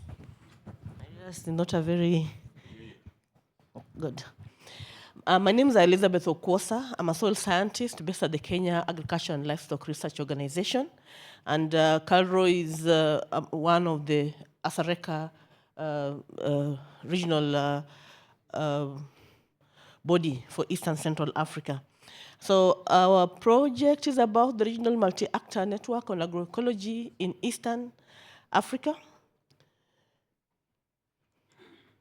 And the project goal is to basically catalyze the sustainable transition of agri-food systems in sub-Saharan Africa through agroecological principles, supported by robust research, capacity building, and multi-stakeholder engagement.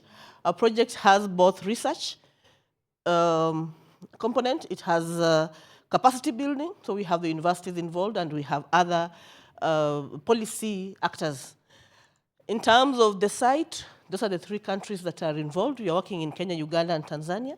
The research institutions in the 3 countries, which are all in the ESC. In terms of the objective, we have 4 objectives. The first objective is about development of curriculum. And here, the project intends to develop a holistic and contextualized agroecological curricula. And this is designed to support innovation pathways, to respond to local challenges and market needs, and to align with the ESC education and agricultural frameworks. In terms of the second objective is about capacity strengthening of the research institutions. And here we are building capacity to effectively manage and share data on agroecological innovations. We intend to identify the data gaps, strengthen technical capacity, create a regional database of agroecological practices, support knowledge exchange platforms, it's very key for us, and then enable policy engagement. Our third objective is participatory innovation scaling. And here we are looking to use to co-design and use the living labs as platforms for experimentation, validation, and policy engagement.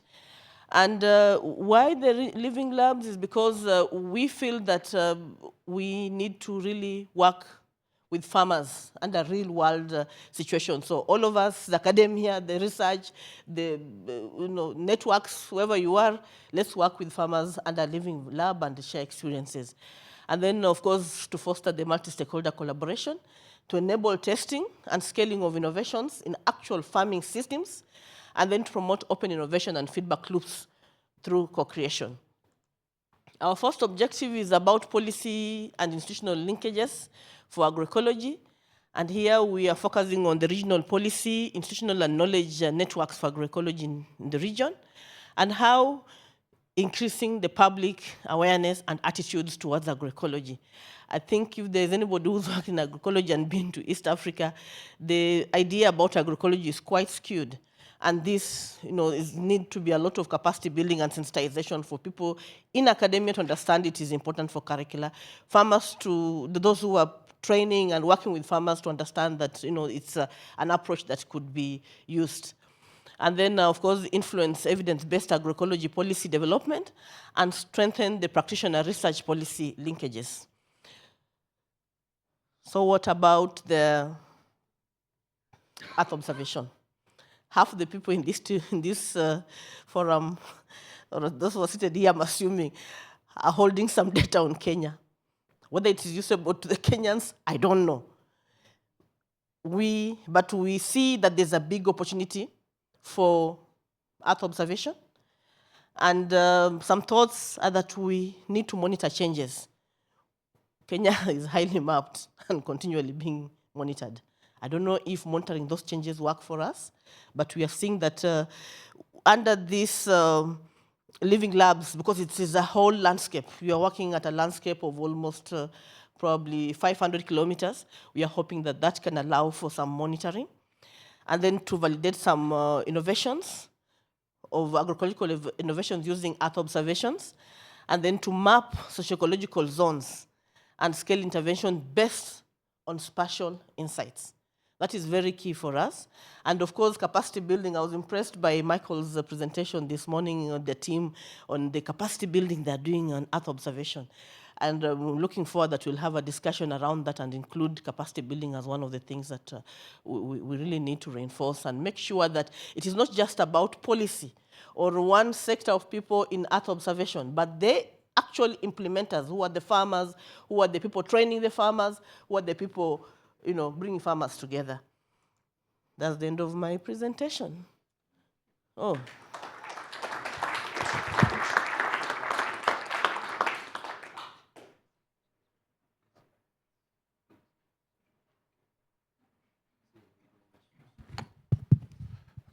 It's afternoon. Good afternoon, everyone. My name is Daniel. I hail all the way from the southern part of Africa, the most southern point. I'm currently based at the University of Cape Town.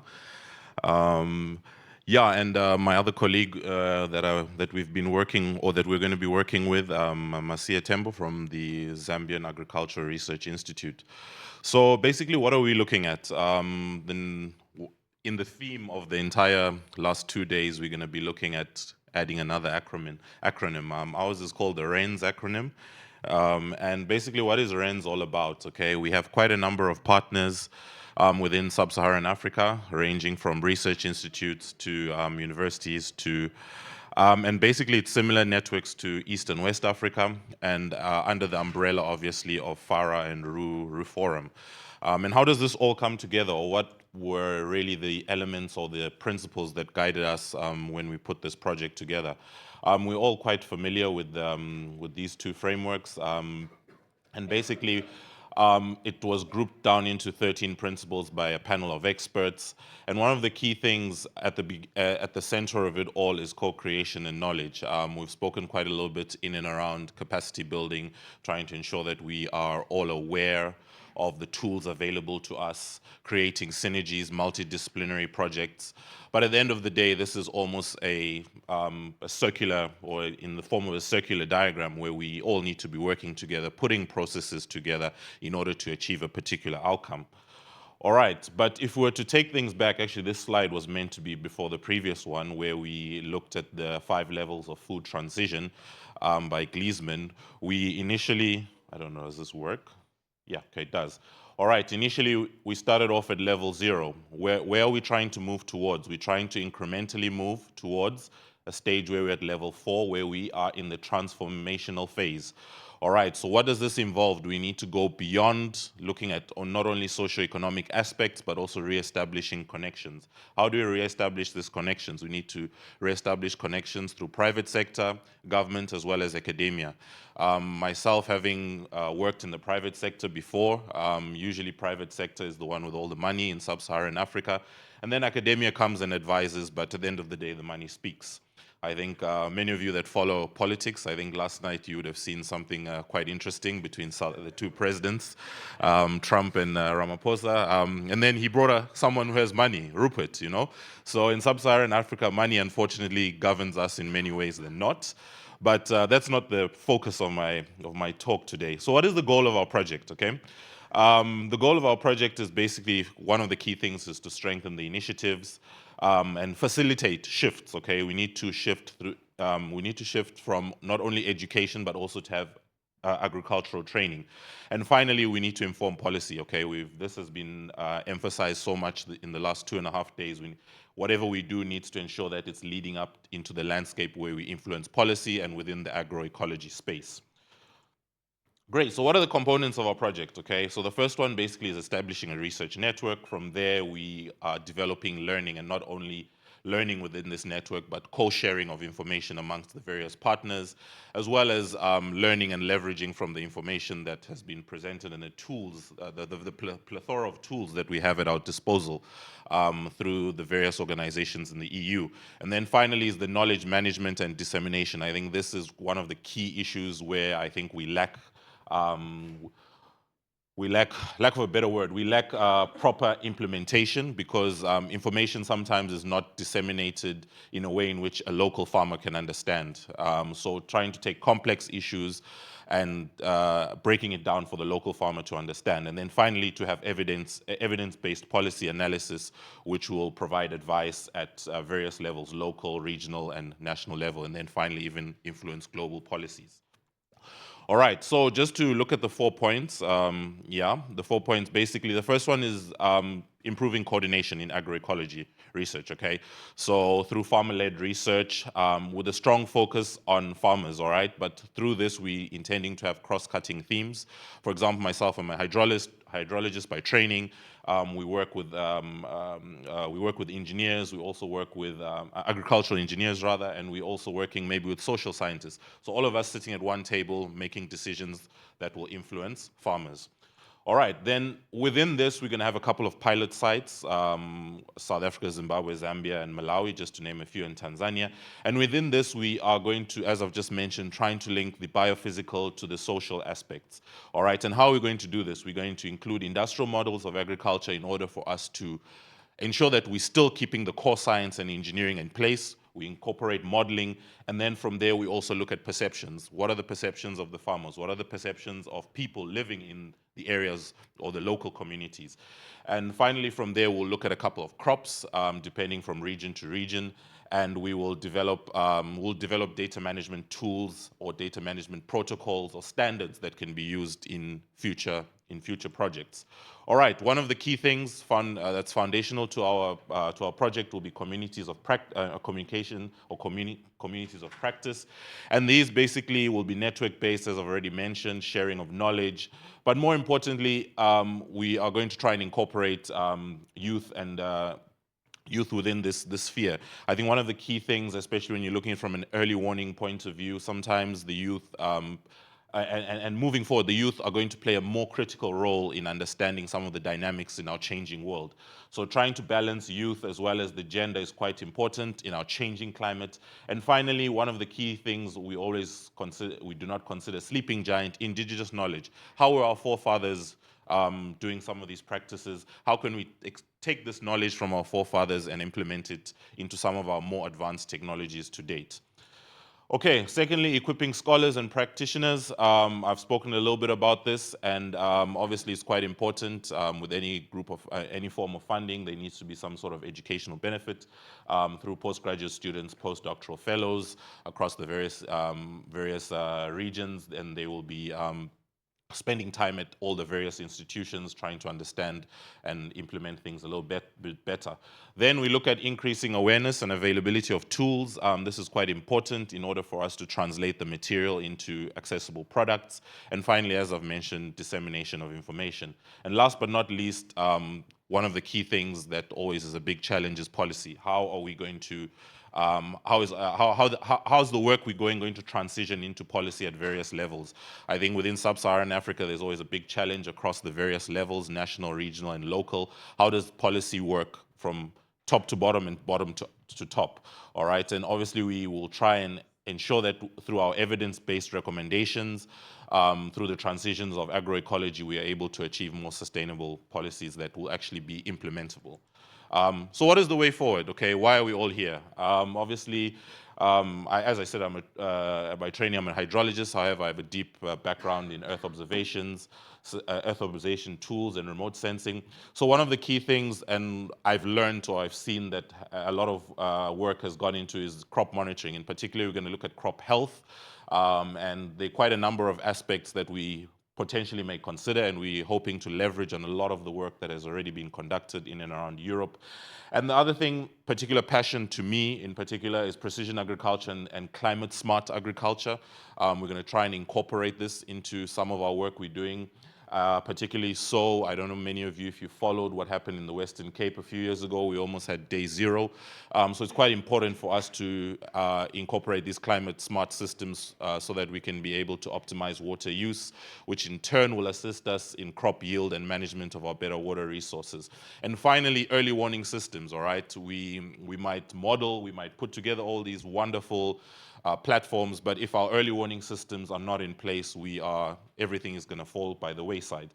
So improving our early warning systems is quite important for us to initially have good indicators, good forecasts, and lead times. I think lead times is something we're going to try and improve on, not only in South Africa, but also within the sub-Saharan context.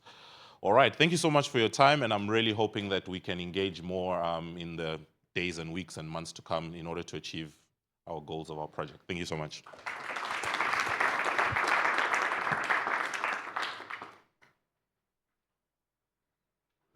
Okay, I see a lot of enthusiasm, and it's quite refreshing indeed. And so expectations are maybe high in Earth observation. Well, okay, I hope we can answer to that.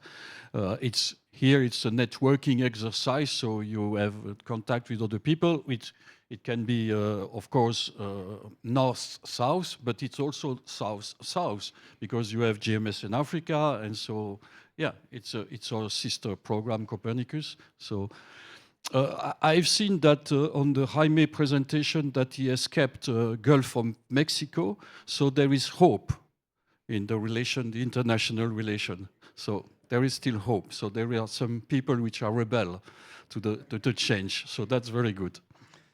So now, last but not least, as we say, but it's completely true, because sometimes it's a general sentence, but it's completely true, because we have now a presentation from a long-time user of Copernicus product, and it's Action contre la faim. It's an NGO active, between others, in rangeland monitoring. And I think we are working too little with this NGO, because they are close to the user. We are working with administration, we are delivering information to the administration, and we are not directly with the user, and Action contre la faim is making the final step and the link to the user, and that's very useful for us. And I think we should improve this work with the NGO in the context of Copernicus. So I will give the floor to Erwan now for 15 minutes. It's before the break, so before the lunch will be at 2, so that's completely fine. We are on track for the lunch, not for the question, but for the lunch, yes.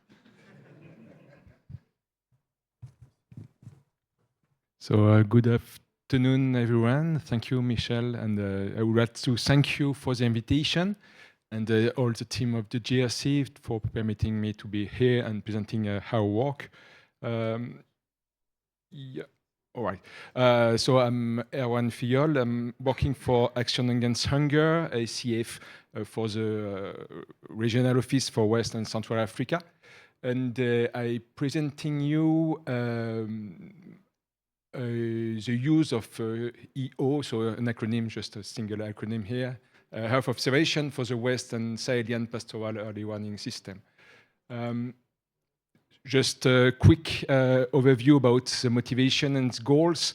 West African Sahel are large territories with a unique rainy season driven by the West African mousson, and high seasonality in vegetation and vegetation cycle. And the pastoralism in Sahel is an extensive breeding system with transhumance movements in order to optimize resources. And it plays a really important role for food and nutrition security.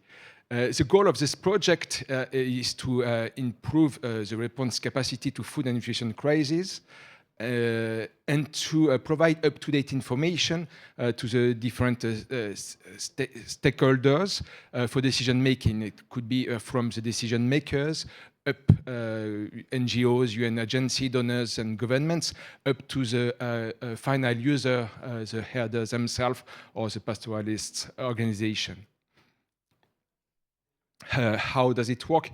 So we basically follow the resources and pastoral condition using two technologies, the remote sensing and the products delivered by Copernicus, and field data with a network of collectors in order to feed up what we call the PEWs for pastoral early warning system, to finally build some bulletins and regular publication on the pastoral situation, and as well to reach the herders on the field. We broadcast a message using community radios. Very rapidly on this one, because it's not a topic of the presentation. This is our field network of data collectors that we call pastoral sentinels, mutualized with our partner Veterinary Without Border, something like a bit more than 200 agents spread over 6 followed countries, and that provide a very regular information every week about the pastoral condition, pastoral resources, animal health, security, and market prices. So the first product that we use, and we are using it for quite a long time now, since something like 15 years, it is a DMP for dry matter productivity. DMP is delivered by Copernicus Land Monitoring Service with a frequency of 10 days and a spatial resolution of 1 kilometer from spot vegetation and 300 meters since ProbaV. So we use this product to monitor and assess the total biomass production after the rainy season. Here for the last rainy season 2024, this is the anomaly, departure from the average expressed in Z-score. So 2024 was a very different year, with a very contrasted year, with on the north with in Niger and Mali, a very exceptional and high production, maybe the best year, but on the south and coastal countries, it was maybe one of the worst year of the series. So the system permits to follow for each administrative subdivision. Let's take as an example Hotel Chargi in eastern Mauritania. It's permit to follow during the growing season the instant biomass production, and to see how is the season compared to the normal, and to compare the total biomass production with the previous year and the average, and to provide some numbers, so about anomaly of biomass production for all the different sub-administrative and all the different years. One other product that we use, this one is delivered by Geogram RAP for rangeland and pasture productivity, retrieved from MODIS. It's about the total vegetation cover, because if the DMP provide information about the biomass production, it does not give information about what's happening to this vegetation during the coming dry season. So for that, we use this product, which is sensitive to the presence of green photoactive vegetation and dry non-photoactive vegetation. And on my knowledge, it's the only product sensitive to the presence of dry vegetation, which is still a valuable resources for the herders, especially during the dry season. So this product permit to draw this kind of maps. Here we are on the borders area between Mali, Burkina Faso, and Niger, what we call Central Sahel. And you can see the Niger River. And this is a vegetation cover for the month of October 2020. And this is the anomaly of the cover, so the departure from the average for the same month. And this data permit to follow month after month the situation of the vegetation coverage. The big area that appears suddenly, the red area and the anomaly, it's occurring after bushfires, etc. So month after month. Now we are entering the dry season, March, April. So the lean season, and again, a new season starts, the vegetation recover, and a new cycle start again.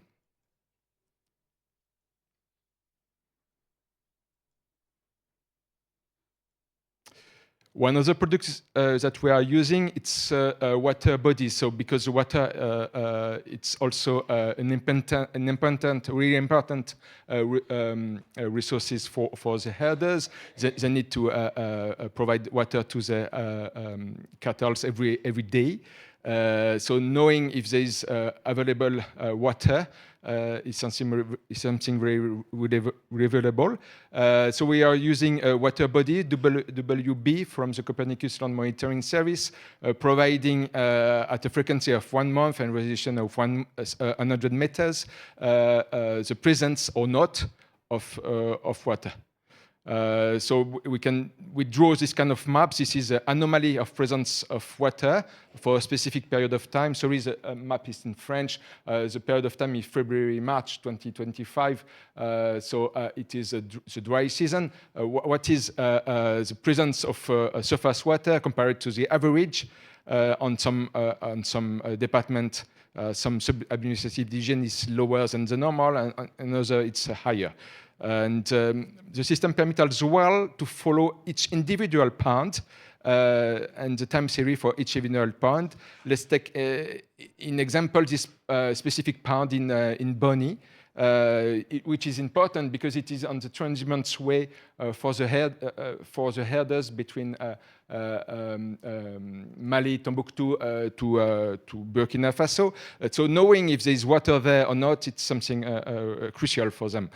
So this product permits to follow, not in real time, but in near real time, what is the pond situation, so the surface area of the pond expressed in square kilometers, and to compare it month after month and year after year to the average and to the normal situation.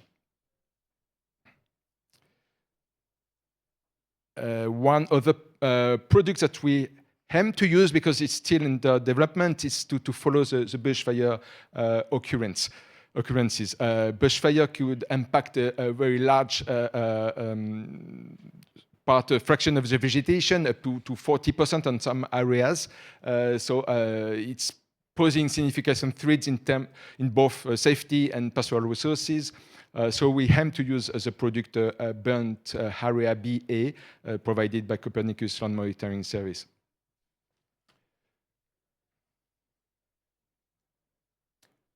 As key results, so this system, as I said, existing since quite a long time, since 15 years almost. So health observation provides valuable information in area, especially in area with difficult access due to insecurity. And all the information provided by this system is used by donors, ECHO, BHA, international NGOs, different UN agencies, international organization, and as well farmers' organization, and herders of organization, which we are working them with closely. And the system is integrated in most of the what we call system d'alerte précoce, early warning system of the different followed countries. And really important, the data produced are systematically used during the card harmonisé workshop. Card harmonisé, it's equivalent for West Africa of the EPC, what is Integrated Food Security First Classification, when with a aim to estimate the fraction of population under food insecurity. So the data produced by the system is one of the proof used during this card harmonisé analysis.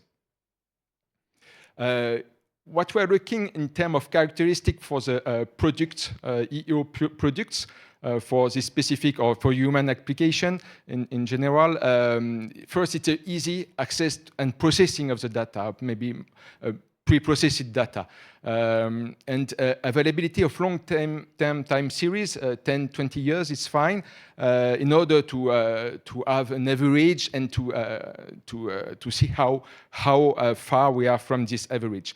And something very important, and it's a low latency, meaning a very short time between the end of the period of the product and the delivery of the product. It's something I never see when we, in the characterization of the different products, we always talk about spatial resolution, frequency, and temporal extension, but never about the delay. How many days or weeks do we have to wait before the product become available on the platforms? And we are looking for high temporal frequency, the same order, because to have the data more rapidly permit to take action more quickly. And appropriate resolution, 300 meters, it's fine for pasture and the region application, but for crop monitoring, we are maybe 10 meters is better. And the continuity of the products, because sometimes there is a change of version of the product linked to a change of satellite platform. But if there's a discontinuity on the product, we have to adapt all our treatments to the new version of the product that request effort from our side. So next and future plans, we are looking to increase the density of the covered countries, extend to adjacent countries, maybe Nigeria or Chad, and monitoring bushfires, as I said, and looking for a method to analyze the data we are collecting. But for the moment, we are basically making manual analyzing of the data, but how we can set up threshold on the data in order to set some alerts. Maybe use of vegetation growing model combined with meteorological seasonal forecast in order to have information about the growing season even before the start of the growing season. And we are also, in order to improve the dissemination, especially in destination to the herders on the field, we are developing an application calling Pasto Navigator, which is currently under development, that will be able to geolocalize the user and to provide them with information about presence of vegetation and the surrounding area, presence of surface water, presence of bushfire and burnt area. So all those information retrieved from satellites acquisition and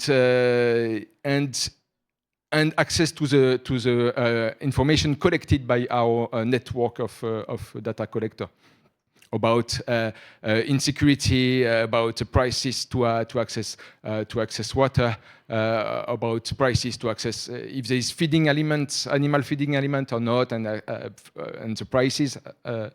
There is veterinary services and maybe a phone number. Just very rapidly, links to our different platforms. We have a web portal, sixile.info, where we post all our production bulletins and productions, and we have an interactive map platform where users can play with different data that we are using and download it as well, geosahel.info. And yeah, just to acknowledge our different partners, implementation partners, and the past and present funders, all the logos of our partners. And that's it. Thank you.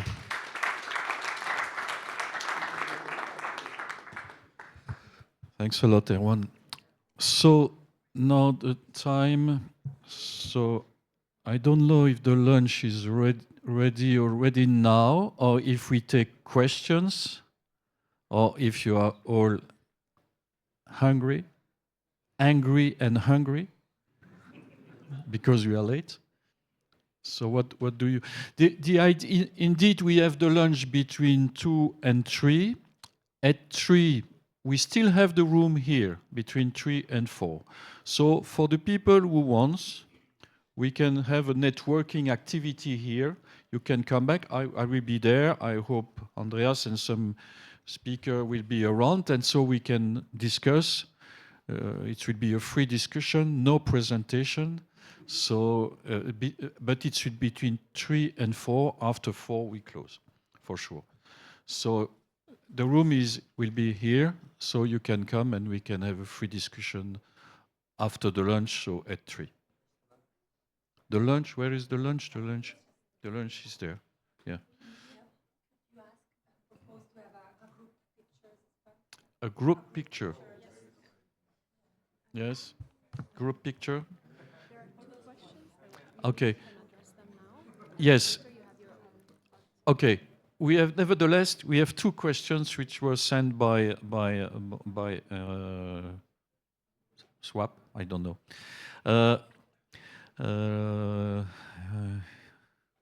Okay, I don't know. Maybe it's a question for Felix, because you are the representative of the food security unit. It's not your section which is dealing that, but according to the latest GRC Mars crop monitoring bulletin, the source of FAPAR information is MODIS. Why are you not using CLMS FAPAR? It's written here. I don't mention the name of the person who sent it. No, it's, I can give you the. So why? No, it's a good question, and definitely there is. I mean, there is no political reason for it. There are technical reasons for it. So the reason why, and it also has a cost. We're still basically using some limited budget to process a time series with continuation of MODIS to VIRS. And there are mainly two reasons why we do it. The first is that the time series is simply longer than the one which results from the combination of Vegetation, Probavi, Sentinel-3. And this is important not so much for the anomaly computation, where 15 years or so would be sufficient, but it is important for the yield forecast, where really having a time series starting which is now nearly 30 years makes a big difference. And also the other reason is that the FAPAR that we use now is available at the whole time series is available at 250 meters at the MODIS resolution, while if we would use the same time series which is available from Copernicus, that would still be at the kilometer resolution, because that's of course dependent on the spot vegetation resolution. So what I hope is that in the future at some point we will be able to switch. Maybe that happens when the time series becomes longer. It's 15 years now, right? I mean, if you put together Probavi and Sentinel-3, so sooner or later it will happen. But for the moment, I think we'll still continue to use the best possible available time series of a bar. No, we don't know this anymore at the moment because it's with VIRS. Yeah, so it uses the historical MODIS data set and it continues with the VIRS sensors. I mean, of course, we need the backup strategy. If in the case VIRS should be suddenly should have come with a cost, then obviously Copernicus is our would be our backup strategy. So there is but indeed it's difficult to convince external people to use our CLMS product if inside GRC they don't use our CLMS product. So let's to be clear. Yes. Okay. Let's have. But I have another one for you, Sven, which is quite similar. But it's again not me. I'm sorry. So why CLMS Global and DVI and soil moisture product are not used as input Earth observation data by GeoGlam crop monitoring, and that the NASA product I use?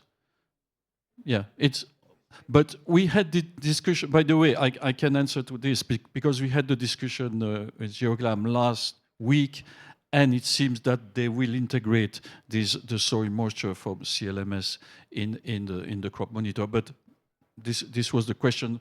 For now, we are producing this data in DVI, soil moisture at global level in the context of CLMS, and currently it's still NASA who is producing, so we can also compare and include that in the crop monitor. But well, if I can quickly answer, the statement is not completely correct. Soil moisture is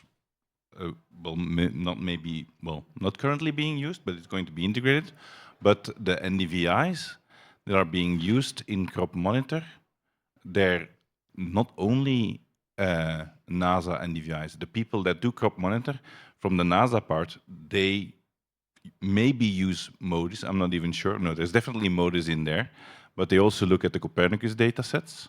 And the other groups, like the GRC group, some of the national monitoring, they definitely use NDVI coming from the Copernicus data set. So crop monitor is not one data set that is being used. It's a huge set of different data sets.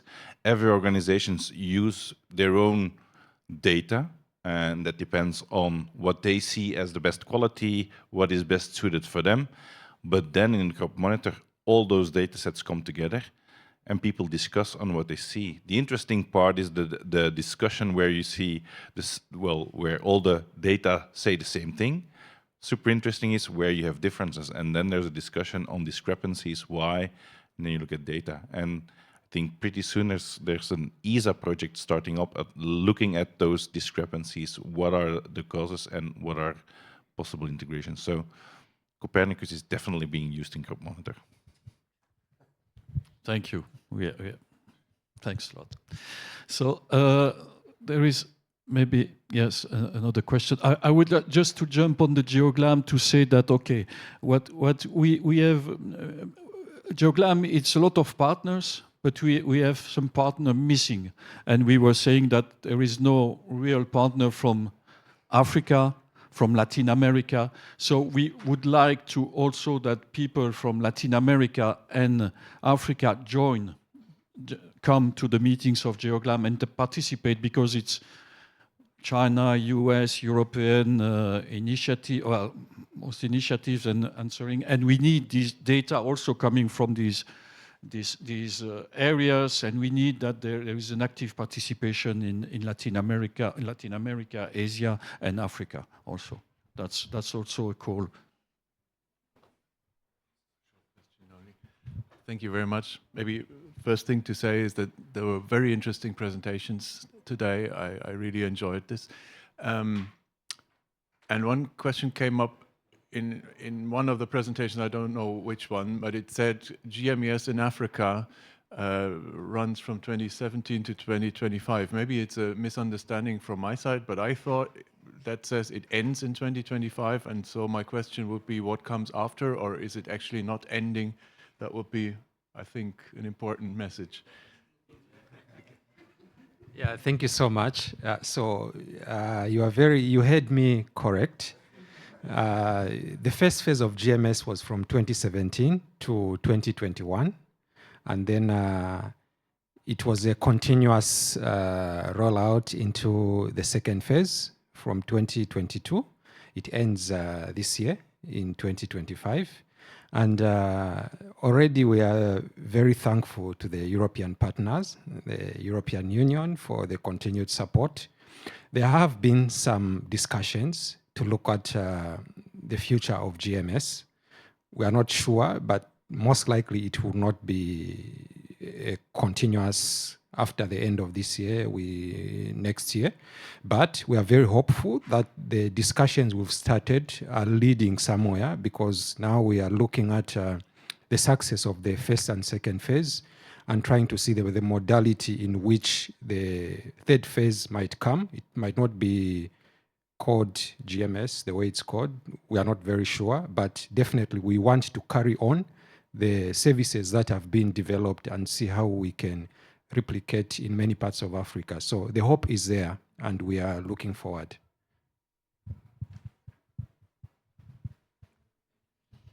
I hope it's not recorded, but we are quite confident that there will be a third phase, and the discussion are going well with DG INPA at cooperation level to have a continuation. There will be maybe a gap, but we will try to avoid this gap, because the teams are very good, and so we have to ensure this continuity also of the team, of the human resources. So if there are no other questions, oh, you cannot have a question? It's a suggestion. No, I think in the morning, I think we have seen, there has been a lot of talks about capacity building, and we have seen both offers of capacity building and also requests for, so offers and demand. No, and I'm just wondering, I think could be useful to have a stronger level of coordination, and especially for the very interesting capacity building in Africa that we have seen from Marcos, I think. I wonder whether, I mean, for the follow-up or for the evolution of that training content, whether it would make sense to bring in feedback from this community and this discussion. So it was very interesting to see the extension towards new uses like agroecology. We don't have anything ready to use there. That's probably a bit premature, but thinking in this direction of including other contents, and especially checking the contents with the whole, with the needs of the whole community, I think that could be very, very powerful. No, I think it's a very good proposal. We are looking at the platform that is already existing to see if it's a good infrastructure for continuing and coordinating something. So yeah, I think it's, yeah. I don't know. I don't have an answer about how we could set up that, but I think it's relevant and very useful.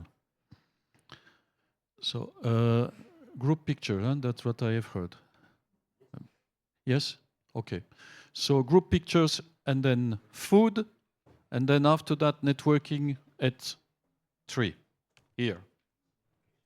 Thank you all. Thank you to all the speakers, presenters, and to be here. Thanks.